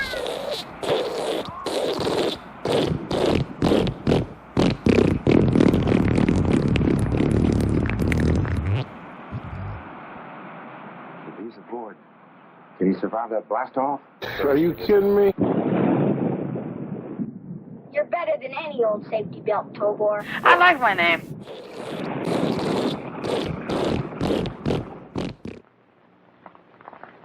It's my fault. I'm sure. It was my job to guard him. The Navy needs your help, Professor. There may still be living men aboard that submarine. That's my problem?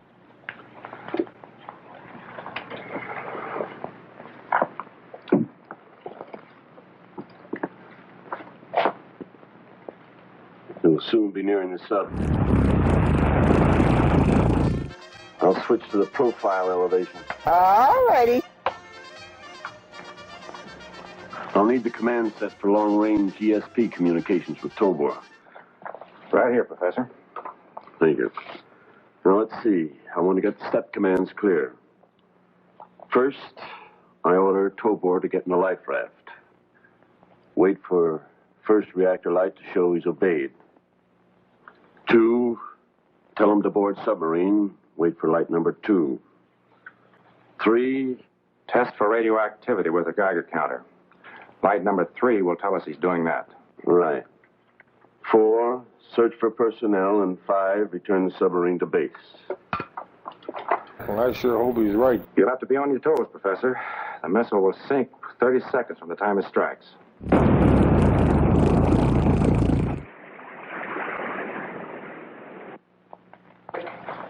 The missiles hit the water near the sub. We're ready for step number 1. Tobor enters life raft. What's the matter? I don't understand. Reactor light number 1 went on before I started working the set. This is good. Well, that's impossible. Tobor can't act on his own. I know he can't. Someone else must be directing him. This could be feasible in your brain, I'm sure. Nice going, Tobor. I guess so.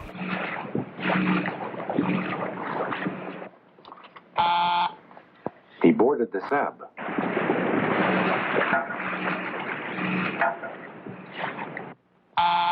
He's testing for radioactivity. By himself. No. No, it's Tommy. Tommy's alive, Steve. It's a miracle.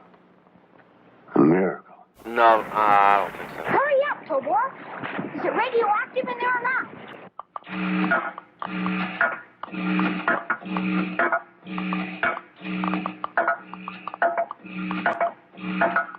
What's keeping you? Who are you talking to?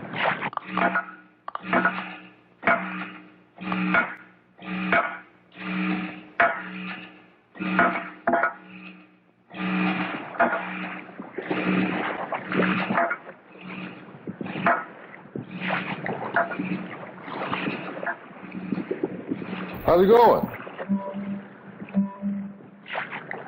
Okay, Tobor. I'm coming up.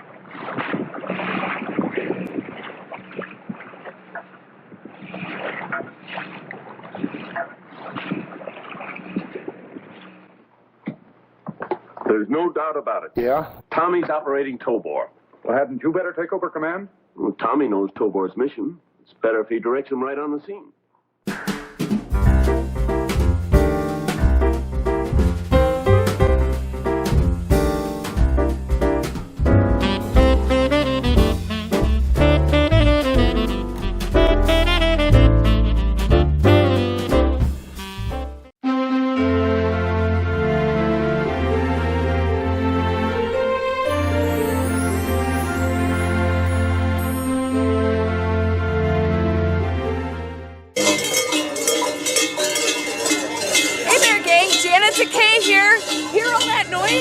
The Krampus of Cleveland are here. Everyone's out and about partying the night before before Thanksgiving. We're gonna have a lot of fun, so come on, let's go get a brew. Hey there, darlings! Janet Takei here from The Mummy and the Monkey, and we are hanging out at Der Braumeister, and I found St. Nicholas. Hey, St. Nick! How you doing? Good! And I hope I'm on the good list this year. You are. We got some sweets for you. Oh, more sweets? Thank you so much! Yay! So what made you guys, because I see the little Krampus demon guys walking around. Yeah, we learned the Krampus from here at the Braumeister. And we just went on the internet and looked up a couple of videos and fell in love with the tradition and started carving our own masks. Now we have a total of 10 different Krampus and me, St. Nick, and just hanging out and having a good time, spreading some joy. That's awesome. And I see you have a Facebook group page, Krampus of Cleveland. Yes, it is. And so you hand-carved all those. Yep, they're all hand-carved out of wood. They're all LED lights for the eyeballs and real horn. They're actual animal horn, so they're not going to waste, laying somewhere, so we use it. They look ghoulishly delightful. I love those eyes. And your beard looks realistic, too. It is. Quite real. So have you encountered a lot of bad children today? There's quite a few here. There's quite a few. Had to let the Krampus little leash on them and take them away. They got their work cut out for them. Oh, they do. Especially at this place. They're good stuff. Well, thank you, St. Nick. I think I'm going to go get a brew. And thanks for chatting with us. I couldn't make it move. You try it. Harder, Tobor. You gotta make it move. Harder!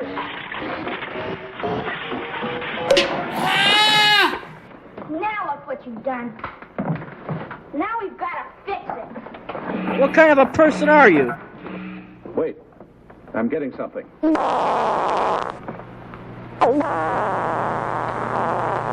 Crew of atomic sub picked up in life rafts. Commander reports boat refused to answer helm. Decision was made to abandon ship and to prevent vessel falling into enemy hands. Explosive charge was set and time to go off at 2400 hours. Good heavens, Tommy's sitting on a time bomb. Due to go off at midnight. That's 4 o'clock our time. Can't you direct Tobor to locate the bomb with the command set? It would be an awful risk.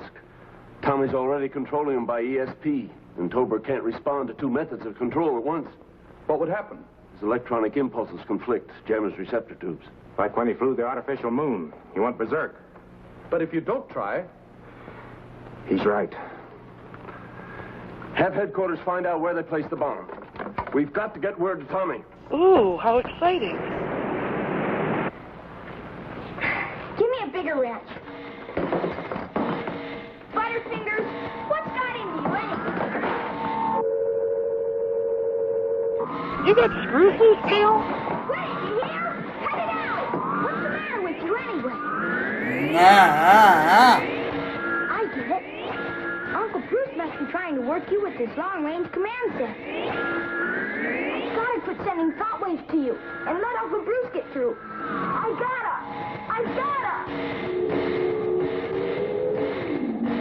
He's under our control again.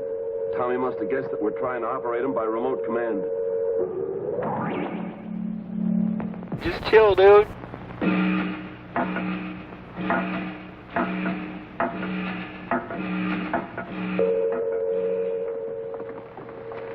Less than 2 minutes to go.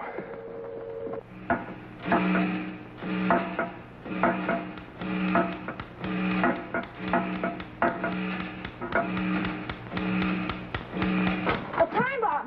Tobor, throw it overboard! No, I'm sorry. Good night. I'm sorry, I forgot. There's terrible interference again. Think it's the code senders? No, it's Tommy again, I'm positive. Oh, golly, I can't keep from thinking at a time like this. Oh, what'll I do? Less than half a minute. If they found the bomb... That's it. Tommy's seen the bomb. He can't help thinking. I'll have to sign off.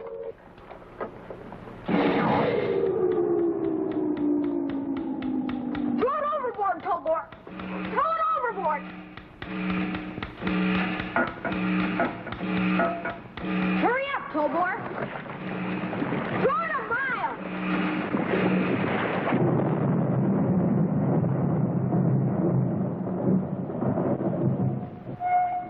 Submarine's still afloat. Out there, it's 2 after 12. They must have thrown the bomb overboard. Sub's moving along steadily. Maybe it's getting close enough to whatever's pulling it for me to bring in another pip. What is that? Does this program go to Parliament? Yes, that must be where the directional signal's coming from. It's a vessel of some sort.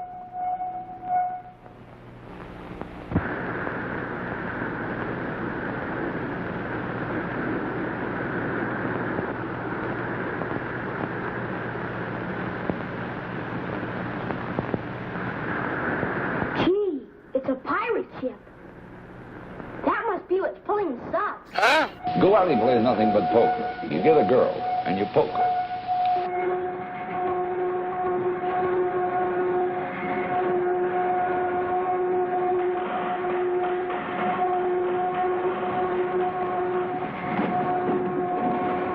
Cut off the magnetic ray and make her fast.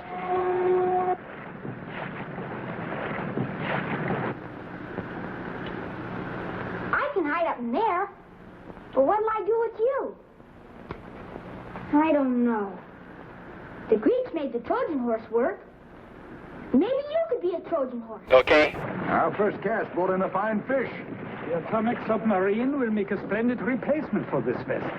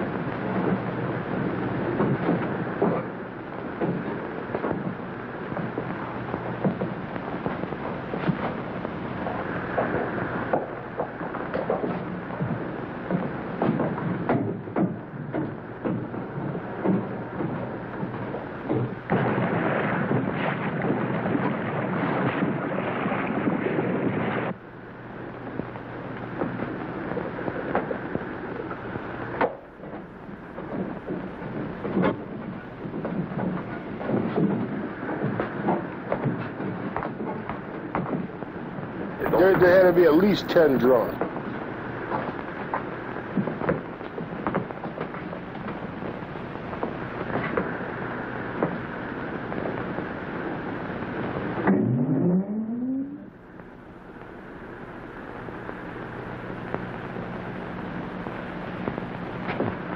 Must be an automatic pilot of some sort. Maybe. But why did they make it in such an elaborate human form? Perhaps we should destroy the thing. It might be useful to us. Maybe I can take it apart and find out how it works. All right, men. Carry it aboard ship.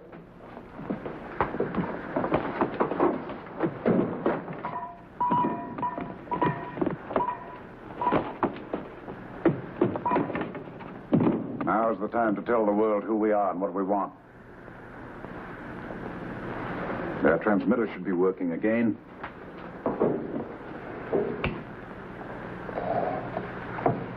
Attention. Attention, I'm speaking to the world. I'm Admiral Morgan. At my side is Dr. Herman Ohm, whose name is heard with respect by every scientist in every land. Ohm, a worker of miracles. He disappeared with a number of enemy scientists at the end of the war. But who is this Morgan fellow? Whoever he is, he's insane. Yep. We have just captured the latest atomic submarine built by the United States. This demonstrates but a fraction of the power we alone control. With this power, we can kill the engines of every craft that floats or flies. or any vehicle that runs on the land. This power places me in a position to dictate my terms to the world. Oh, really? My first victim is the richest and the best able to afford tribute, the United States of America. Already I have your atomic submarine. Are you ready to hear my next demand? You're right, Steve. He's mad as a hatter. Think we'll give in? Not a chance. This is Fleet Admiral Dudley, United States Navy. Whoever you may be, Morgan, the USA regards you strictly as a pirate. You speak of demands. We demand you surrender immediately. That is our only answer. Surrender immediately. Don't talk stupid. This is Admiral Morgan. Admiral Dudley, your words cause me the greatest pain. A pain which can only be eased by doubling the terms which I was going to ask you originally. I now demand all the gold in Fort Knox. This gold will be placed on the battleship Missouri. The battleship will then be taken outside New York Harbor and there abandoned. I shall then direct it to my base with an invention of Dr. Ohm. Any attempt to hinder its safe arrival will be met by a ray that will paralyze forever your city of New York. Oh, well. You have an hour to reply. Surrender immediately. That is our only answer. You are really causing a big problem. Hear this. Hear this. Prepare a long-range rocket missile with hydrogen bomb warhead. Missile will be launched in exactly 15 minutes. They can't do that. Tommy and Tobor. They're either in the sub or aboard that ship.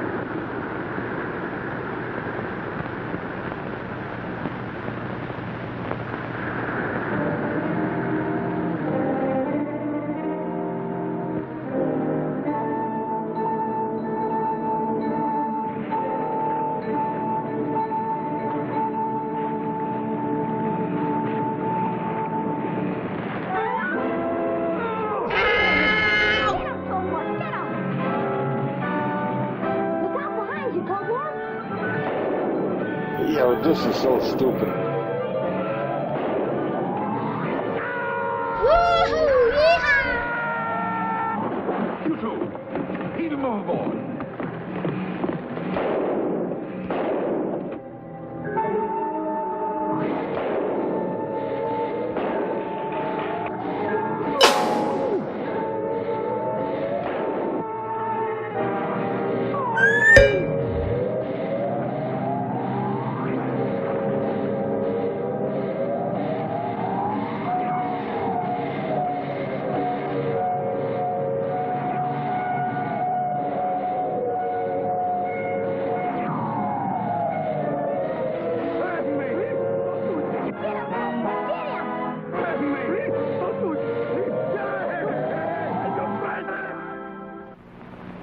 This is Tommy Adams calling Admiral Dudley and Uncle Bruce. I can't get through to the Admiral. Uncle Bruce! Get me over to that missile. Uncle Bruce, are you listening? Who's this? This is Tommy. We have recaptured the atomic submarine. Missile crew, hold your fire. Missile crew, hold your fire. Can you hear me, Uncle Bruce? We licked them. Huh? Tobor and I cleaned up the pirates. Boy, you should have seen it, a massacre. Better send someone to pick us up. And say hello to Steve and tell him we ought to see Tobor now. How stupid.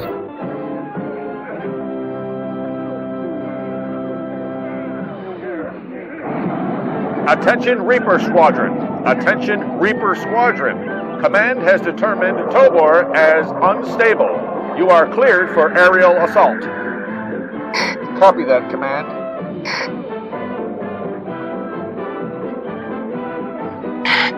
Commence with assault on my mark. 3, 2, 1, fire!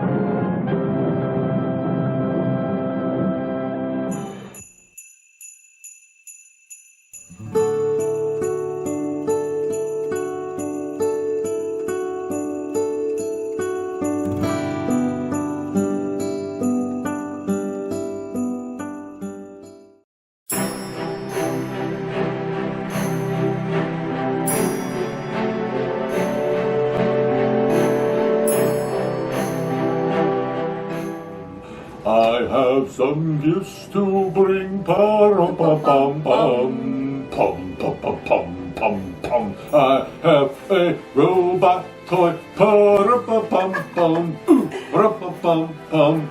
Rum-pum-pum-pum. Is he the little drummer robot? He's the little robot that could. Yeah, hey, look who's back. We're back. guys. And so are you.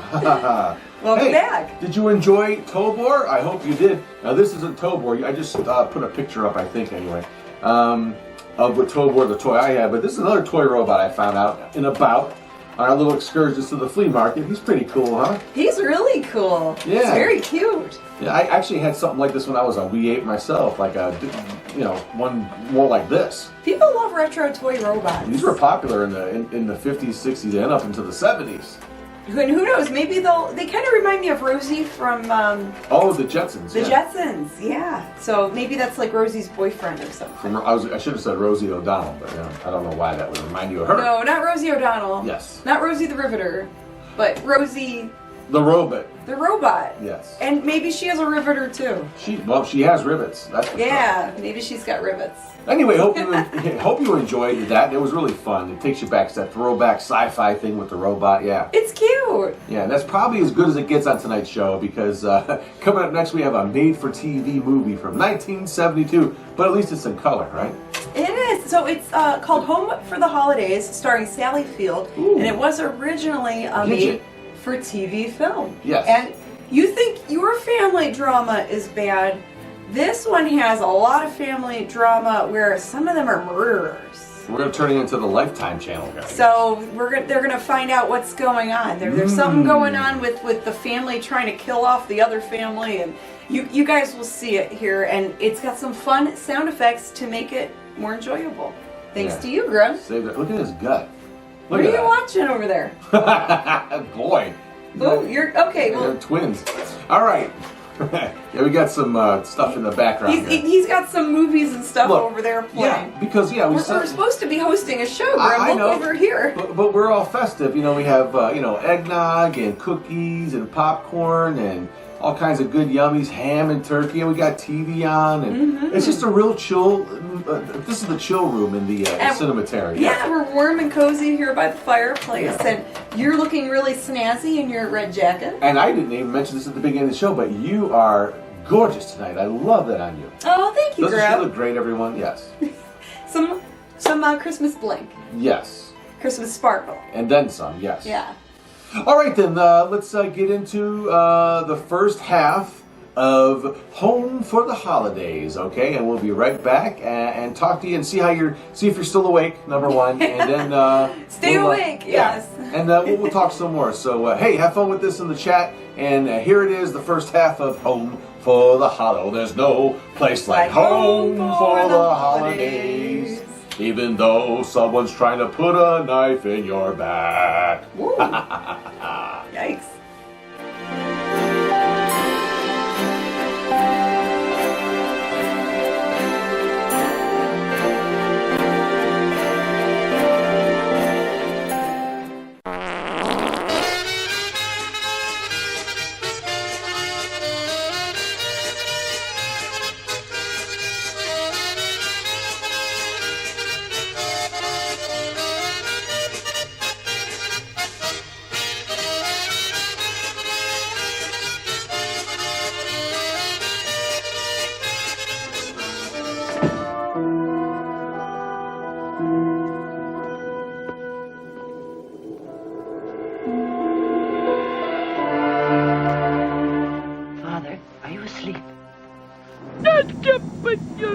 Where is she?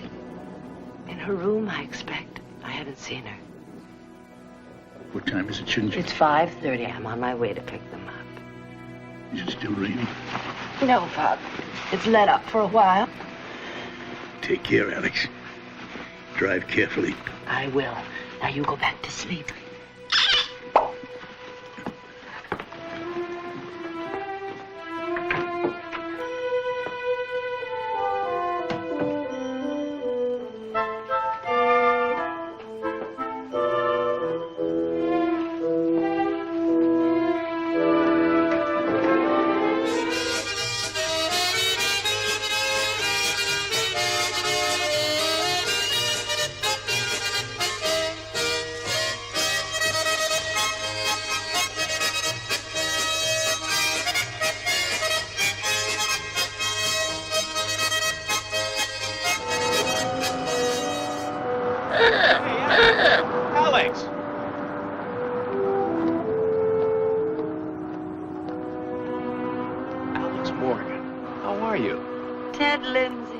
It's Dr. Lindsay now. Oh, really? I'd heard you come back. I couldn't believe it. It's been a long time. 9 years. But it's just for the holidays, not for good. Even so, the fact you've come back at all, after what happened, means this old town can breathe a little easier. Your sisters are coming too, or so they say. Who are they, Doctor? The town. Just town talk, Alex. And if there's one thing the good people of Kenya like to talk about, it was the Morgan family. Damn right. Your sisters are coming, aren't they? I'm on my way to the airport to pick them up now. They should be arriving at 6:15, unless the plane's held up by this weather. That's why I'm hurrying. It'll be a race back to Father's before the road washes out. Still mothering them to death, huh? I'll tell them you said hello.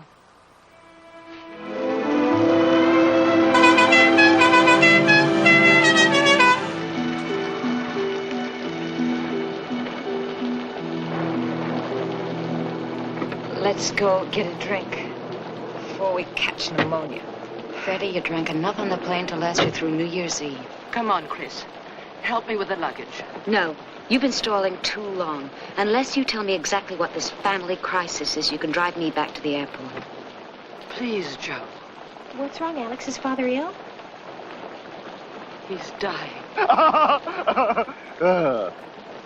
Is that the only reason you made us come back? He is our father. I swore I would never set foot in that house again, not even to have the pleasure of seeing his coffin closed. You should be ashamed of yourself. If he were just dying, I'd say let his new wife bury him. But I couldn't ignore this. What's that? What does it say? One line. My wife is slowly poisoning me to death. That's outrageous.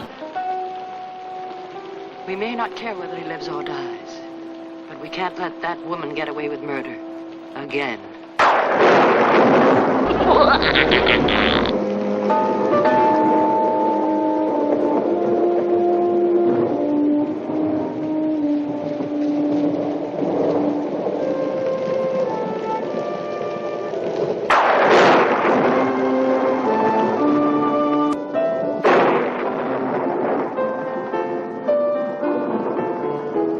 What a dump. Put your bags down. Stop rushing me! Get your coats off. Father's very anxious to see all of you. Here, Freddie, let me help you. Alex, let's have a drink first. It's been 9 years. Not now. Do we have to see him this very second? Please. He's so desperate. Excuse me? What a night. Let's get it over with. Joe, he stays in the study now. He can't take the stairs anymore. Come on.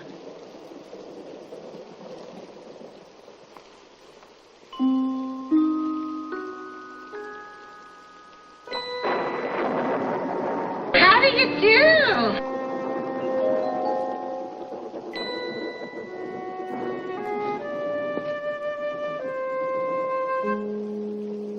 What are you looking at?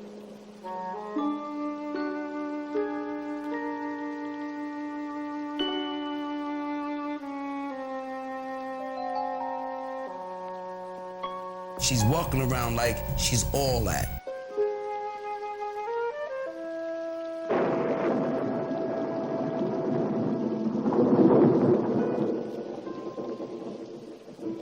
We haven't met. I know you each have your own idea about me.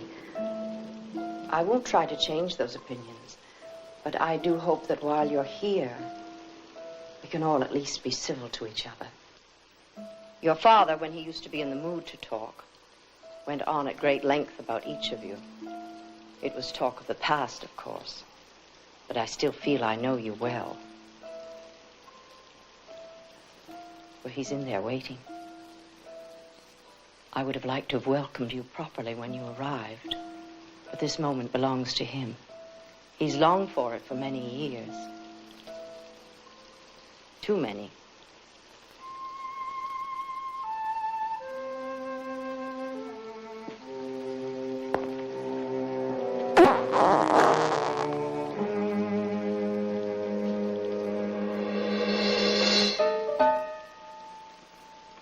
Lord, when I think of her sleeping in the same bed Mother died in. Please, don't think about that. I can't help it. I just can't help it. Mother was so beautiful. And he killed her. She killed herself. Father merely gave her 2001 reasons, all legitimate. That makes him responsible for her death. Now he's asking us to save him. He's our father. And he's waiting. I mean, this is about as interesting as listening to a John Tesh album.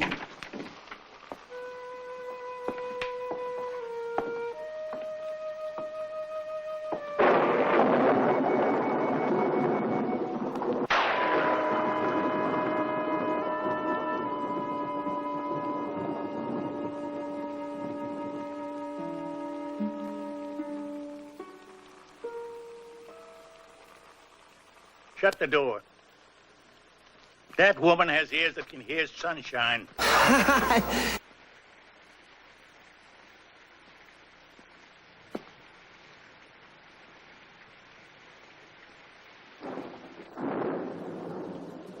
So you came.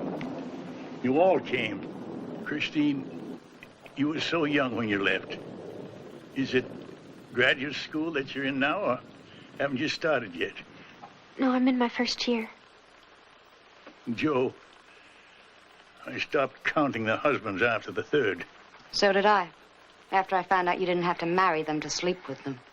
As I remember it, you found that out in junior high school. No! Frederica, poor Freddie. Is it pills or alcohol this time, or both? It's none of your business. Please. Isn't it enough that I came? You think so? After 9 years, my loving daughter, you keep taking those pills, and one night you'll go like your mother did. Why do you say things that you know will hurt me?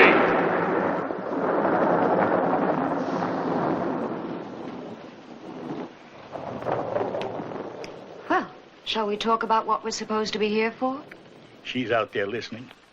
If she hears one word of this, your lives won't be worth a red cent. No. She's gone out.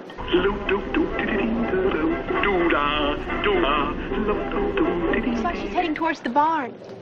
Shall I keep the door open so we can hear her just in case she tries to sneak back in? My fears amuse you. Am I amused? The old man is imagining things. Is that what you... We all imagine somebody's out to murder us at one time or another. She is slowly poisoning me to death. Is that such a hard thing to believe? This lame story he's about to tell me? She's murdered before, hasn't she? We didn't come all the way up here to decide whether or not she killed her first husband.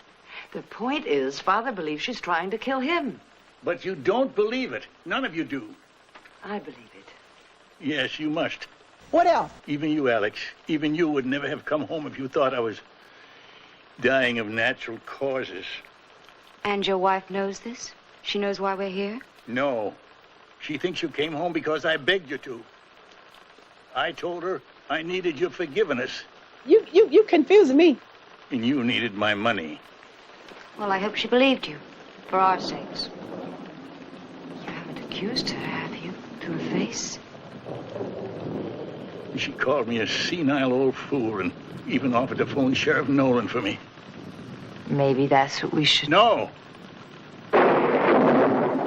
Don't you understand, Freddie? The people of this town have been waiting exactly 10 years for something like this to happen. Our father would rather be murdered than laughed at. The righteous don't laugh. They cluck. I believed in her innocence. I believed her. I was wrong. What do you want us to do? Save my life. The question is, how do we save it? She knows you won't let us go to the police, so we can't threaten her with that. Just what exactly do you want us to do? Get rid of her. How?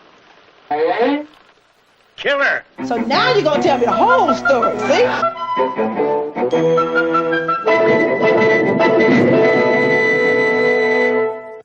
Hi, Ho, and welcome back. Don't be so ridiculous. Really, Joe, couldn't you see the humor? The that one Father... thing I have never seen in our father is a sense of humor. I was going to say the humor he's in. It was only his way of making a strong point. He wasn't asking us to literally commit murder. I'm not so sure about that. Don't be ridiculous. Excuse me. Freddie. So I'll get her a cup of coffee.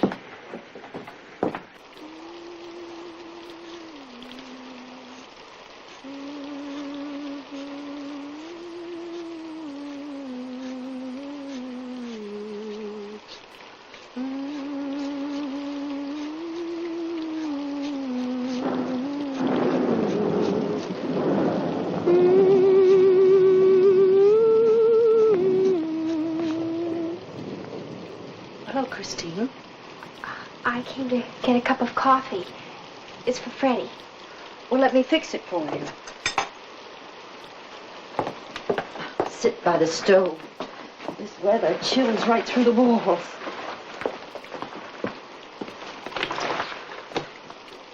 Duh. Please.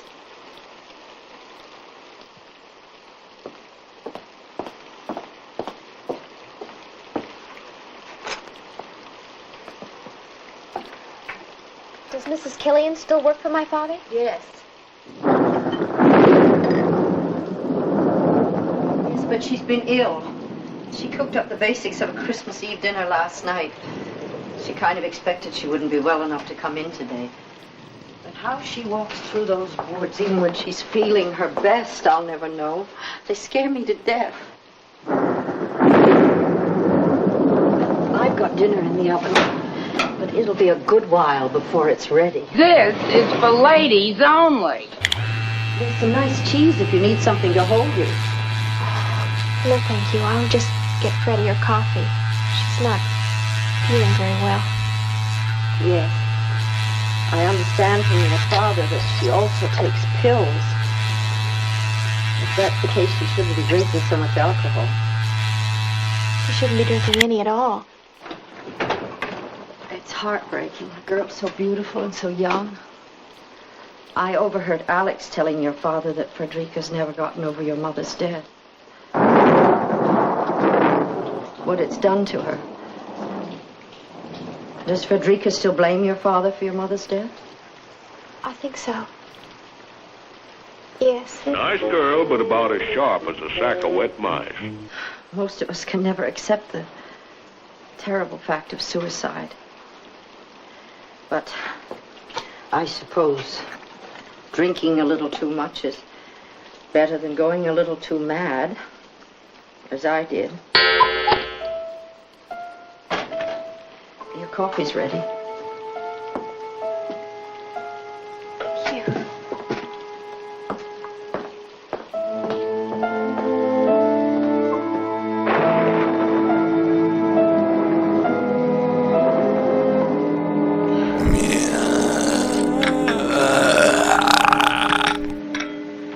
She knew he was carrying on with that woman. Why did he do it? Well, how the hell should I know? Did he think she was going to give him the sons mother couldn't? That murderess? Oh, Chris. Sweet girl. You didn't know what was going on in this house. You were just a child. I remember. He'd leave Mother crying in her room while he drove across town to see her. Elizabeth Hall. Elizabeth Hall Morgan now. Mother would have left a note. Not for him, for us. She loved us. She loved us.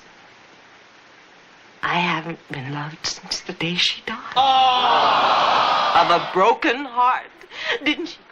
Didn't she die of a broken heart? Didn't she die of a broken heart? Yes, Freddie. Yes, I guess she did. Look, Freddie, why don't we get dressed in something nice and come on downstairs to dinner? It's almost ready. I'm having my dinner.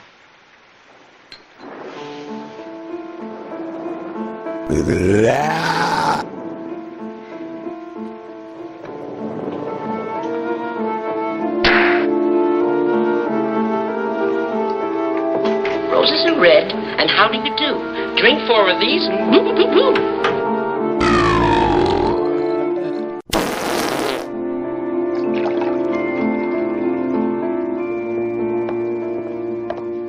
Oh, how Christmassy. You'd really think we were home for the holidays. Sit down. Are we going to wait for... She's drunk. I was going to say our intended victim. Shh. Keep your voice down, Joe. Good evening. Good evening. Good evening. Would one of you like to say grace? No. Thank you, Lord, for this food thou hast set before us, and hold us, all of us, close to thee. Amen. I was so hoping your father could join us for this. The Christmas Eve dinner is one tradition he's always found the strength to uphold. Well, last year, he had a very high fever. He was down with something Dr. Lindsay called galloping old age. And what does Dr. Lindsay call my father's present condition? Your father has forbidden me to call in Dr. Lindsay. Or any doctor. Why? Well, some men are too proud to die of old age. So they convince themselves it isn't happening. Or else blame it on something else. Or someone else. Father may be too proud, but he's not paranoid. All men are paranoid. That's why some of them finally do get murdered. I mean, a wife can take just so much, can't she? You sound like you've been married. More than once. But then I always had Alex to run home to when things got crazy. So I never had to resort to murder. Well, nor have I. Heavens, I hope you don't think I was implying. I'm quite aware of the implication. Did they ever find out who did poison your husband? Or the two of you were alone in the house that evening, according to the papers, that is. Yes, the two of us were alone. And wasn't it in something he drank just before going to bed? The hot toddy that I made for him, just as I did every night. Maybe he did it himself. You're the first person that's considered that possibility. Aside from the grand jury. And myself, of course. Oh, well, it's all in the past. I'd hardly ever think of it at all if it weren't for the people in this town who still enjoy treating me as if I were a cold-blooded murderess. I still remember it, though. Oh, brother. The long days in that cold prison cell. The months looking for someone fearless enough to give me a job and a place to live. It was like a nightmare that didn't seem like a nightmare until I woke up. Screaming in an asylum. I will tell you this. If a nightmare like that should ever happen again, if for some evil reason I'm ever accused by anyone of killing, the next time, I will not be the one who wakes up screaming. Oh, is that a fact?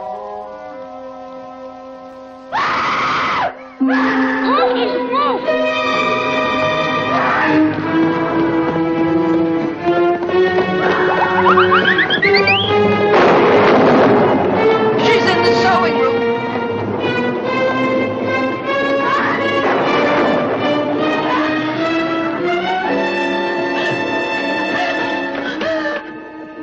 Back off, Jack! Block that, Freddy. Ooh, you have that just rolled out of bed smell. So beautiful. Why die? Why dead? Freddie, please let us help you. Drop that glass, Freddy. Killed. Murdered. Murderer! No suicide. No suicide. He killed her. Freddy, you're gonna bleed to death. Death. Death. Who will care about me?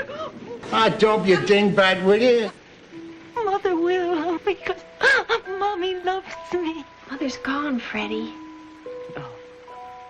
No, not gone, not gone. I feel her. I've seen her. I see her.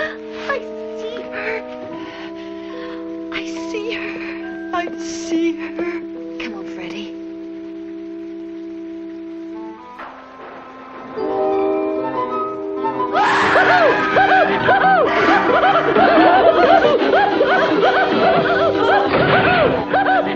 Door was locked. How did you get in here? I have no idea. That's a lie. That is a...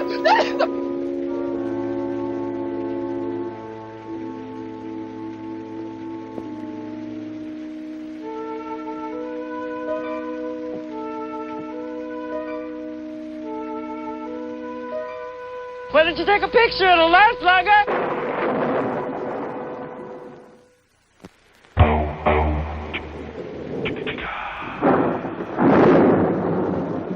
Alex, I'm going.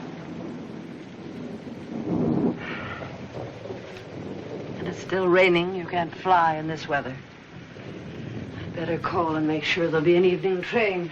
I've already called, but I'll need to borrow your car. Can I have the keys? They're in my bag. Joe, how are you going to explain you're leaving to Father? He'll never believe you're going home. He'll think you're going for the sheriff. If I miss the last train, I just might.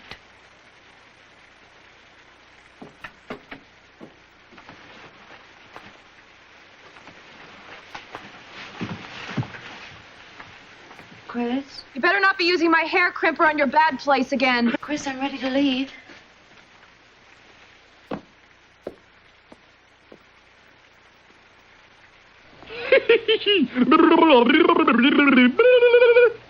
I must have left the keys in the car. Yeah, right. What's the matter? I can't face Freddie when she's like that, and she's liable to make another scene. Say goodbye for me. Please, Joe. Okay. I'll say goodbye to her.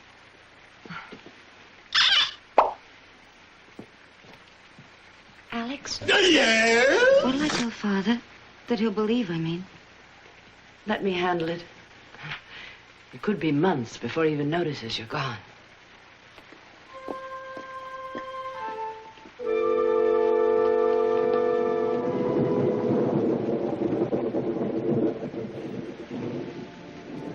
Freddie? Hey! What's this lying around?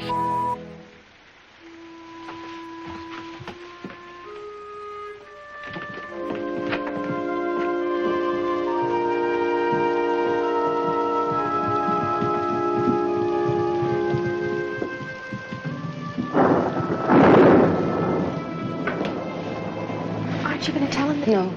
Alex is handling it. Leave with me, Chris. Why?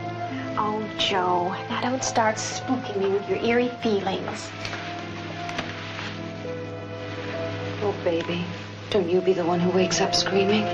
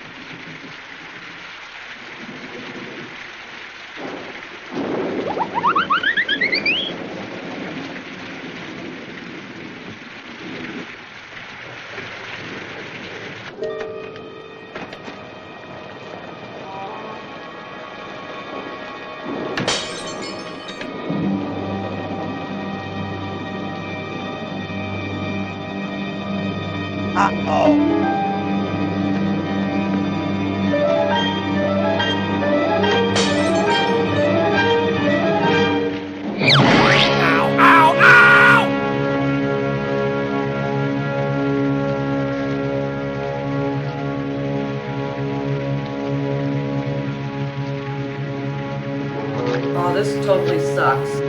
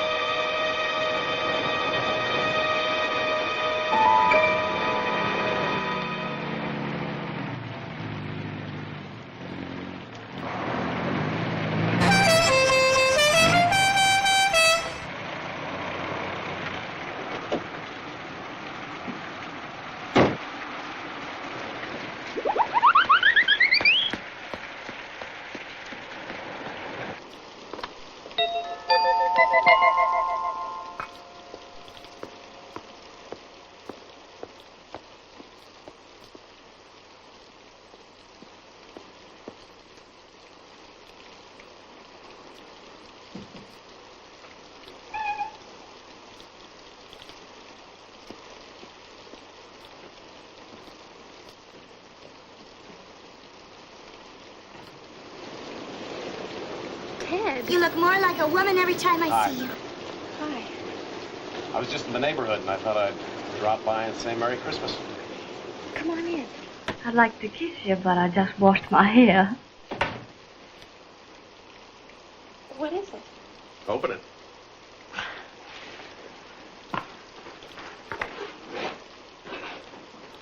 Oh. Ted. Oh, it's lovely. Glad you like it. Oh, this is so nice of you. I'm sorry, but I don't have anything to give you. Well, how about letting me get warm by the fire? I'm freezing. Oh, sure, come on in. Tell me, what's a nice, sane man like you doing all the way out here on Christmas morning? Had to stop in and look at Mrs. Killian. Oh, how's she doing? She's doing much better. Good. Anyway, being as I was so close, I couldn't help but stop by and take a fresh look at someone who secretly worshipped me when she was all of 16. Your face was never a very good place to hide things. You're not married. Excuse me? Why, do I look not married? Yeah. How come? I'm ugly. Ugly. Truth is, I scare them off. How? Well, I don't know. I have a habit of needing too much. Well, no, that's not a habit. That's a way of life. I'm going to say a little prayer against you. Well, as much as I hate to, I better be heading back to town. Am I scaring you off? No, you're not scaring me off. If your father found out I was here, he might be very upset. He gave Miss Morgan strict orders. Did she tell you that? Didn't have to. I was standing right outside the door. Heard it myself. Ted, could you tell just by looking at him? Tell what? What's the matter with him? No. Come on. He, can't throw me out for just wishing him a Merry Christmas. Do not go in there. Woo! Dr. Lindsay just wanted to wish Father a Merry Christmas. He's sleeping. Oh, she's moody. Must be PBS.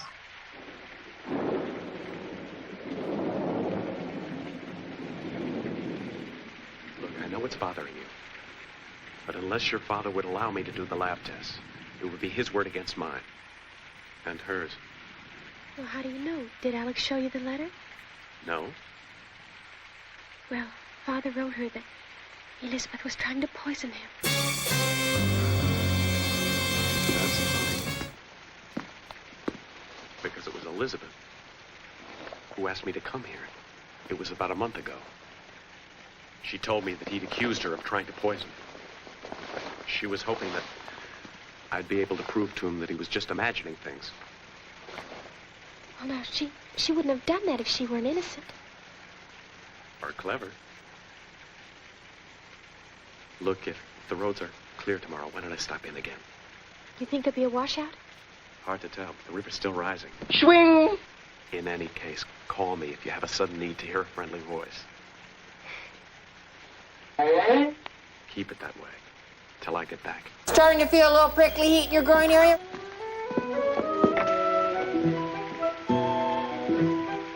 Adios, amigo.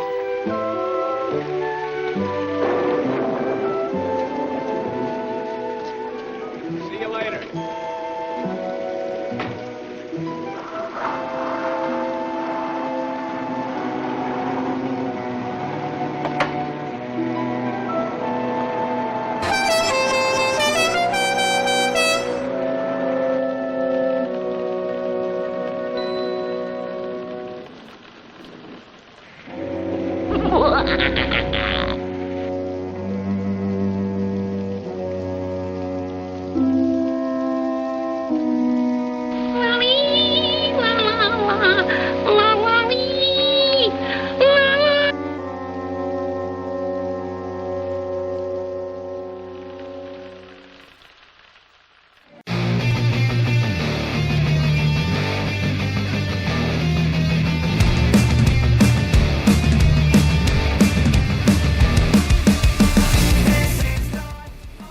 Shout, shout, shout, Shout, shout at the devil. That's a Christmas song, right? No. Oh, I get them mixed up sometimes. Yeah, I've never heard that as a Christmas song. Motley Crue's not Christmas? Well, I like Motley Crue. Oh. I mean, you could listen to Motley Crue on Christmas. Speaking of you don't have to listen to Christmas music. Look who decided to kind of drop in. Louie. Hey, how there's you doing, Louie. buddy? Hey, dude. Yeah, he's full of Christmas cat dinner, I guess. We gave them Christmas catnip. Mm-hmm. There you go. And they got, their Jingle Bell toys and their little feather mousy toys. And yeah, the Crypt Kitties are very happy. They don't have their Jingle Bells anymore, though. No, they were all neutered. That's right. Yes. And if you're married, then you might be too. Anyways, we hope that you are enjoying Home for the Holidays. We're halfway through the movie and it's starting to pick up and get interesting. So we're going to see what happens next. Wow. Mm-hmm, yeah, I like these kind of dramas. It's actually not a bad movie for a night like this. When, again, everyone's like full of food, surrounded by their loved ones, or at least the stuff they got for Christmas.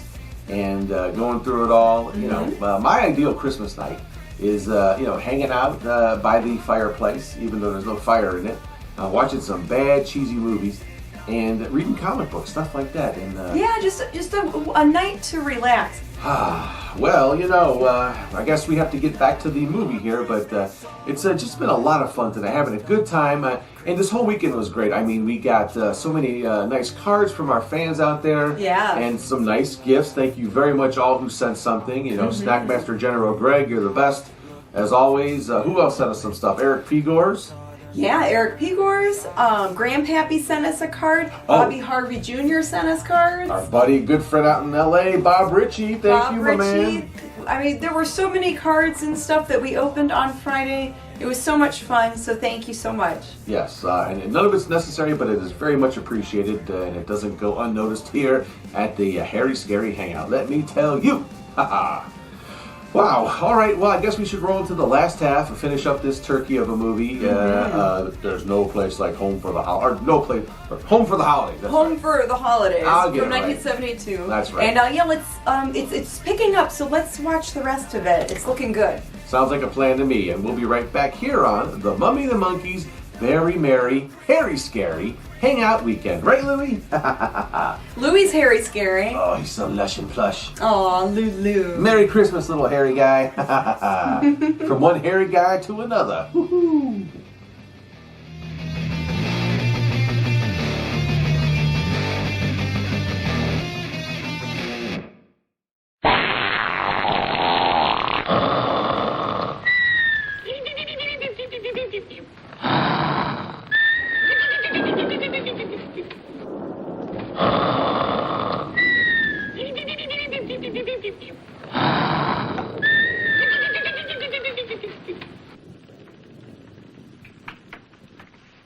What is the matter with you? What's the matter, darling? Can't you sleep? Hell no. What are we going to do? Well, I'm going to get a good night's sleep. And then... I mean about Elizabeth. Well, in the morning, I'm going to talk to her calmly and reasonably. What are you going to say? It's none of your business. I'm going to ask her to leave quietly. Alex. This is her house. If she's innocent, why should she just give it up and walk away without a fight? If she's innocent, you really think she might be? She might be. Oh, Lord, how naive you are. Can't you ever get tired of being so eternally childish? You dick! I'm sorry, Chris. I didn't mean to say that. It's just that... Well, it's been a hard day for me, too. It's just that it never seems to change. I feel like this whole thing's on my shoulders. Freddie runs to her bottles and pills. Joe runs to her parties. I'm still here. Oh, good for you! Don't mind me. It's the storm that's getting on my nerves. Good night, darling. Good night. It's cold in this house. Do you have enough blankets? Yes, I'm fine, thank you. I'm going back and clean the crackers out of my bed. I'm expecting company.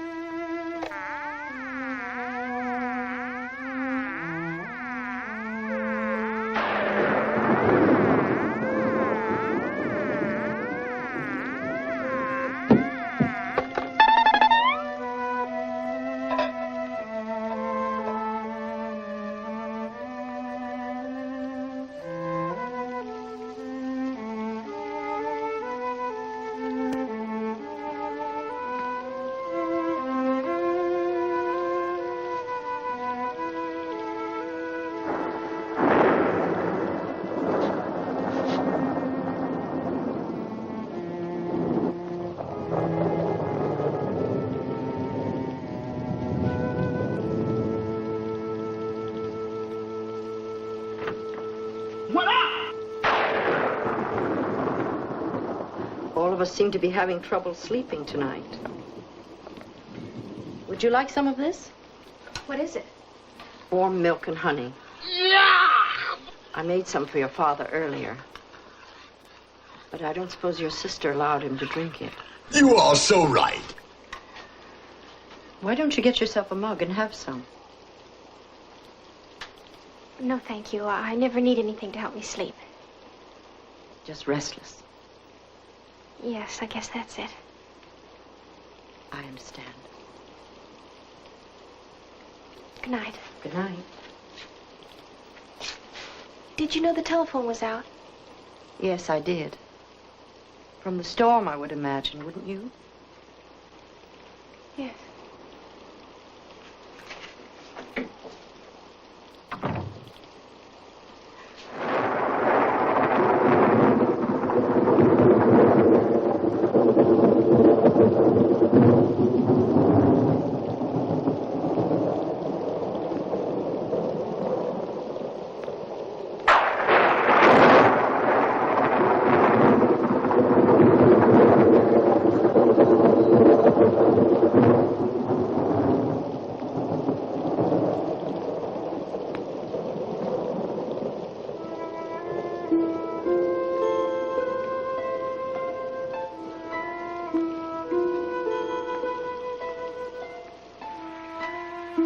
I thought I smelled gin and regret.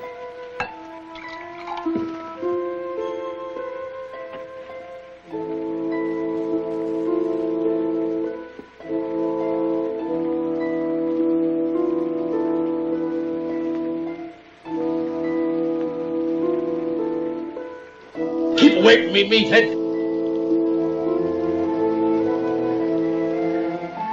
Ain't nothing like a good Mountain Dew. Hey! Hey! Yes, Lord. Thank you, Holy Ghost.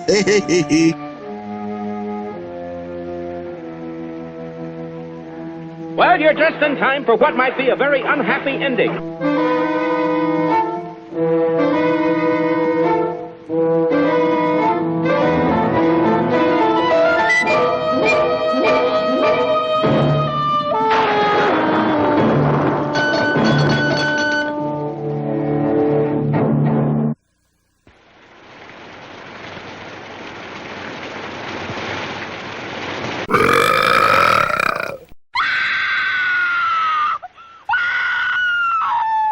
Shut up! Wah-wah-wee-wah!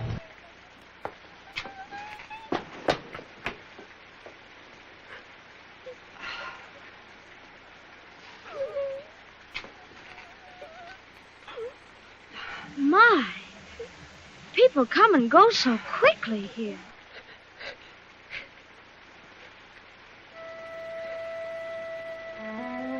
It was terrible. It was just terrible. I'll never get over it as long as I live.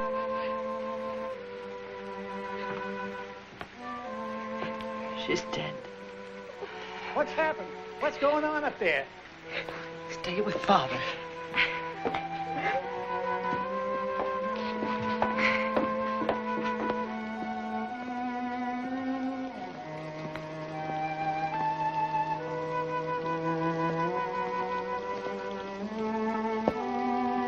Did you give me my cheese whiz, boy? Please tell me. What's happened? Frederica has killed herself. God forgive her. Poor Frederica. She has finally done it. It could have been accidental. I saw some pills on her dressing table, and I warned her that mixing alcohol with barbiturates can easily be fatal. Were you in her room last night? Yes. Why? Her crying disturbed me. I brought her something to help her get some sleep, milk and honey. And she drank it? You mean after you'd warned her about me? I don't think any of them believed you, Ben. I know Joanna didn't. Even so, she did not drink it. Oh. How do we know that? Because I drank it myself. You'll find the empty mug on my bedside table, still unwashed. Sheriff Nolan should have no trouble. analyzing what's left in the mug, nor my fingerprints. You know I wouldn't let them call the sheriff.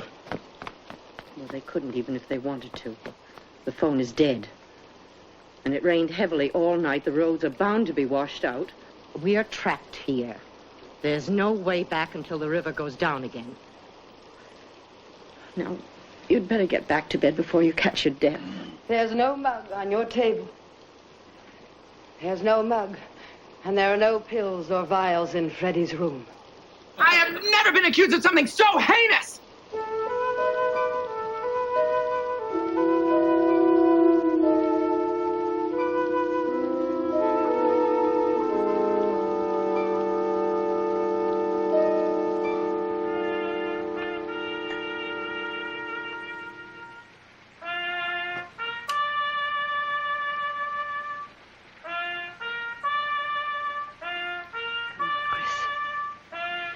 Freddie doesn't need us anymore. But we may need each other.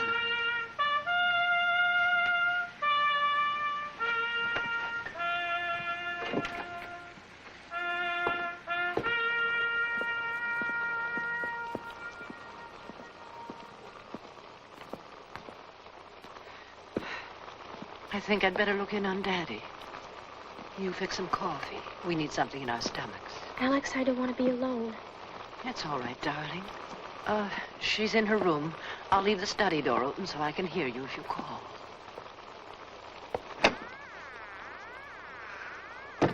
It's still dead.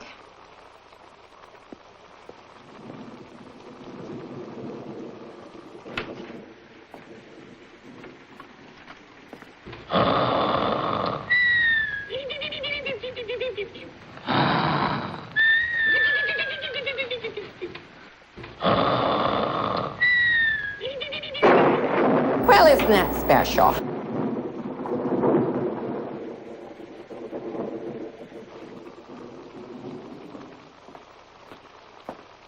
Alex, it could have been accidental, Freddie's death. An overdose of vodka? Yes, but if she was taking sleeping pills. Where would you get them? Don't you think I took that precaution? After she cut her wrists, I searched her room. Her medicine cabinet, her handbag. Besides, there was nothing in that milk. Why get rid of the mug? Any of this getting through that little old blue bonnet of yours? Darling, can't you understand? Elizabeth is afraid that we're going to take all this away from her. Oh, it's not just the money and the property, but... well, this is her sanctuary. So she's going to kill all of us? How can she hope to get away with it? It's insane. Of course it's insane. She's insane. Well, then why didn't she try to stop Joe? Maybe she didn't know Joe was going. Just be thankful that she got away. Well, at least if anything does happen to us, there'll be someone to see that she doesn't get away with it. Damn right. What are we going to do? Just sit here and wait for it to happen? What would you suggest? The roads are washed out, the telephone lines are down. It's 10 miles to town. Can you walk 10 miles in this weather? Or have you forgotten Joe took my car? No, but I can walk 1 mile to Mrs. Killian's house. What could she do? An old woman sick in bed. I don't know. Maybe her phone is working. Alex, I know I'm grasping at straws, but I can't just sit here and wait to die. What do you think will happen to you if you get lost in those woods? Alex, I know those woods inside and out. Every tree, every path. That was 9 years ago. You think everything stays the same, don't you? Nothing ever changes. Nothing ever will until I do. I'm going, Alex. Oh, Chris. Hey, listen to me, Chris.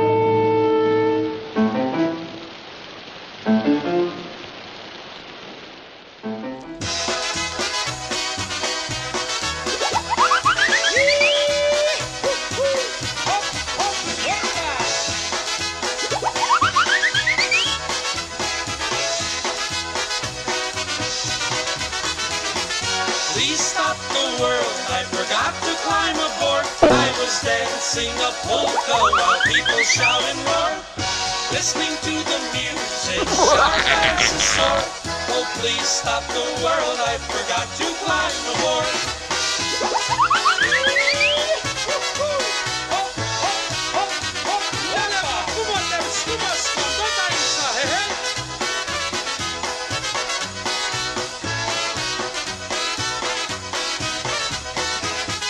Please stop the world, the fun has not died. I'm still soaking in my happy Polish pride. Do not pass me by, I beg you, oh Lord. Oh, please stop the world, I forgot to climb the board.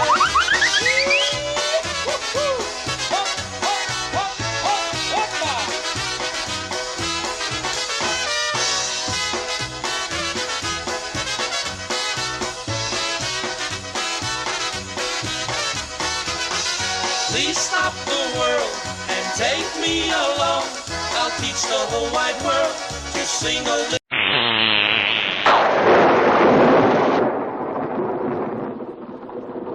Oh, please, she's at work, darling.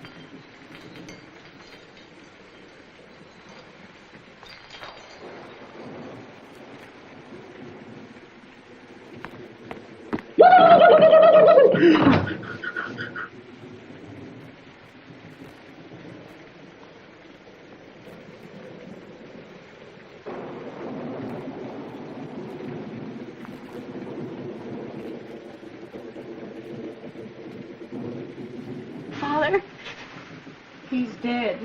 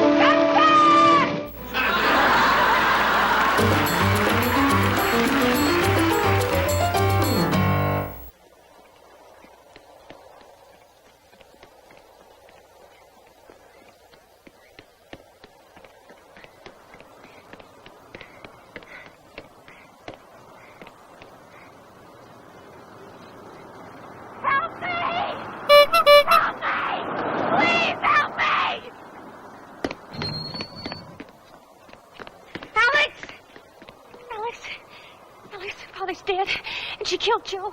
I ran to the house. I was looking for you, and she chased me. And I found Father. I managed to get out of the house. I just ran. I know, Chris. I knew you'd come to me. You all always came to me. Alex, she would have killed me if I hadn't gotten away. She wouldn't have killed you, Chris. She didn't kill Joe. She didn't kill Freddie. She didn't kill Father.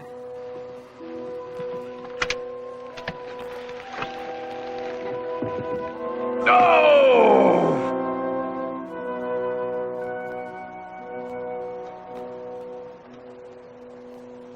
Alex.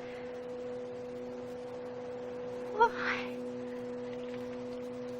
I want to be free of you all. Alex, you could have left any time. No, not really. Not emotionally. Your helpless little faces would have followed me wherever I went. You're sick and idiot. And sooner or later, I'd have come running back because somebody needed me. Even Father, after all these years. Even Father. Alex, please, Alex. Now, none of you will ever need me again. You're dead meat, Pilgrim.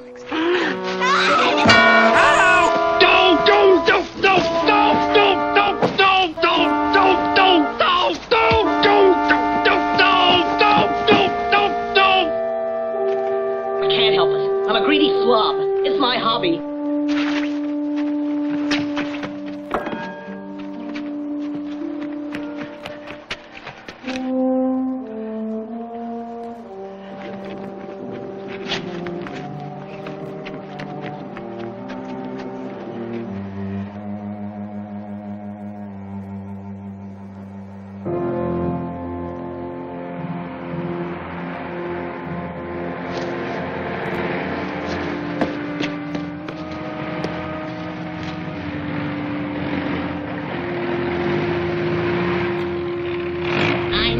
I should have taken a lift going to Albuquerque. Ed.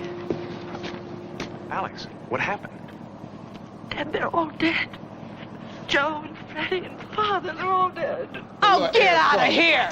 Mrs. Hall killed all of them. I was going to help.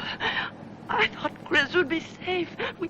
We thought we locked her out of the house. We locked every door. And then when I was driving away, I looked back and I saw Chris running out of the house, running for her life. Oh, she was wearing that little blue park I gave her for her birthday. She must have been frightened out of her mind. I called to her, but she couldn't hear me.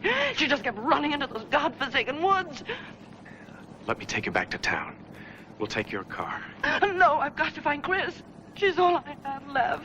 She's in there somewhere. She may be hurt. Do you think you can get back to town alone? Oh, you mean you'll look for her? I think I have a better chance on foot than you have. Yes, I suppose so. Take the main road. They've got part of it cleared now.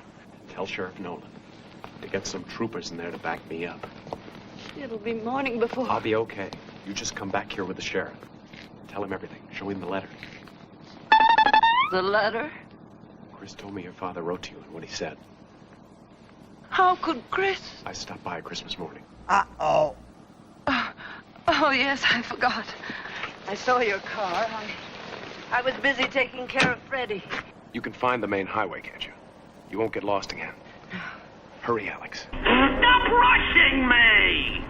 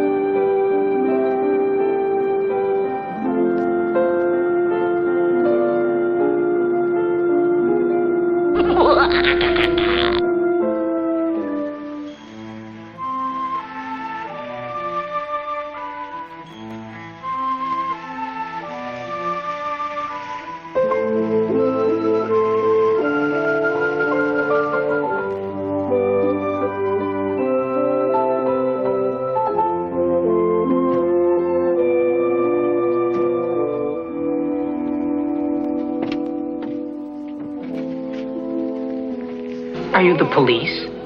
No, ma'am. We're musicians. My father's in the study. And Joe's body's over there behind the barn.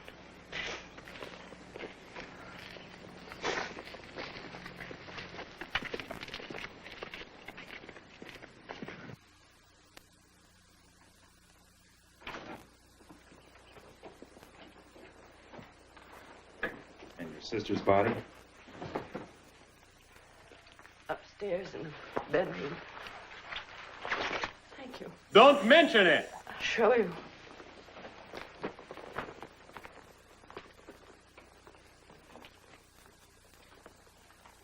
You're despicable.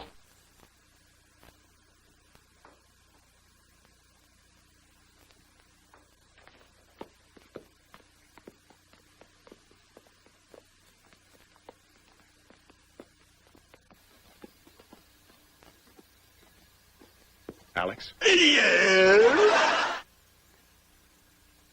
I found Chris.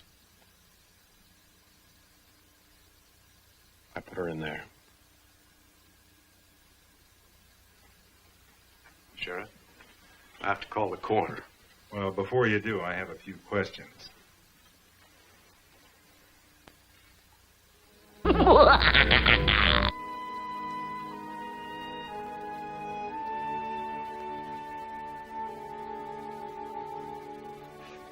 Chris. Oh, my poor baby. First minute she's gonna be crying, the next thing you know, she's gonna be sniffling, rolling around on the floor.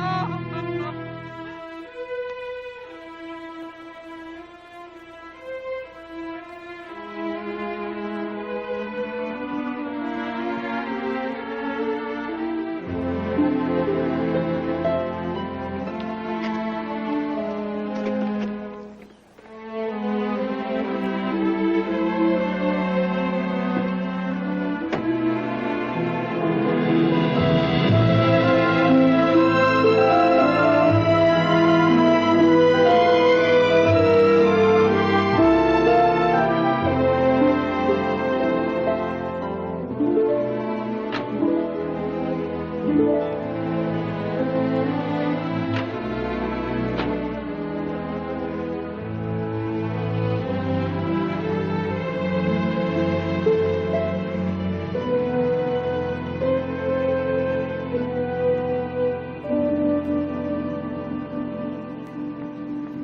this howdy-doody looking mother fella.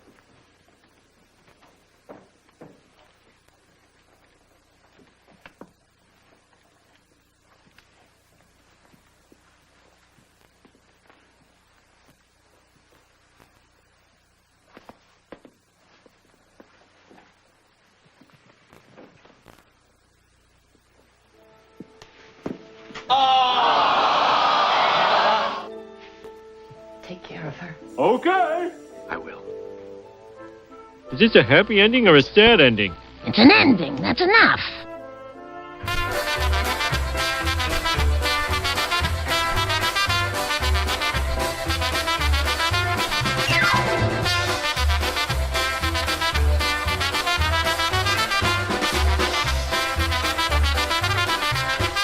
Now is the time for sleigh bells to ring. Now is the time for children to sing. Now is the time for white Christmas and things, because it's Christmas time. Now is the time to hang mistletoe. Now is the time to run through the snow. Now is the time to see old Rudolph's nose, because it's Christmas time.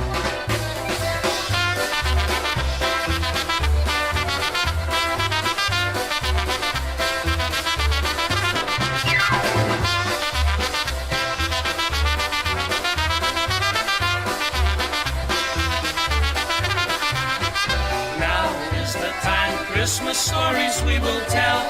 Now is the time, hang your stockings on a nail.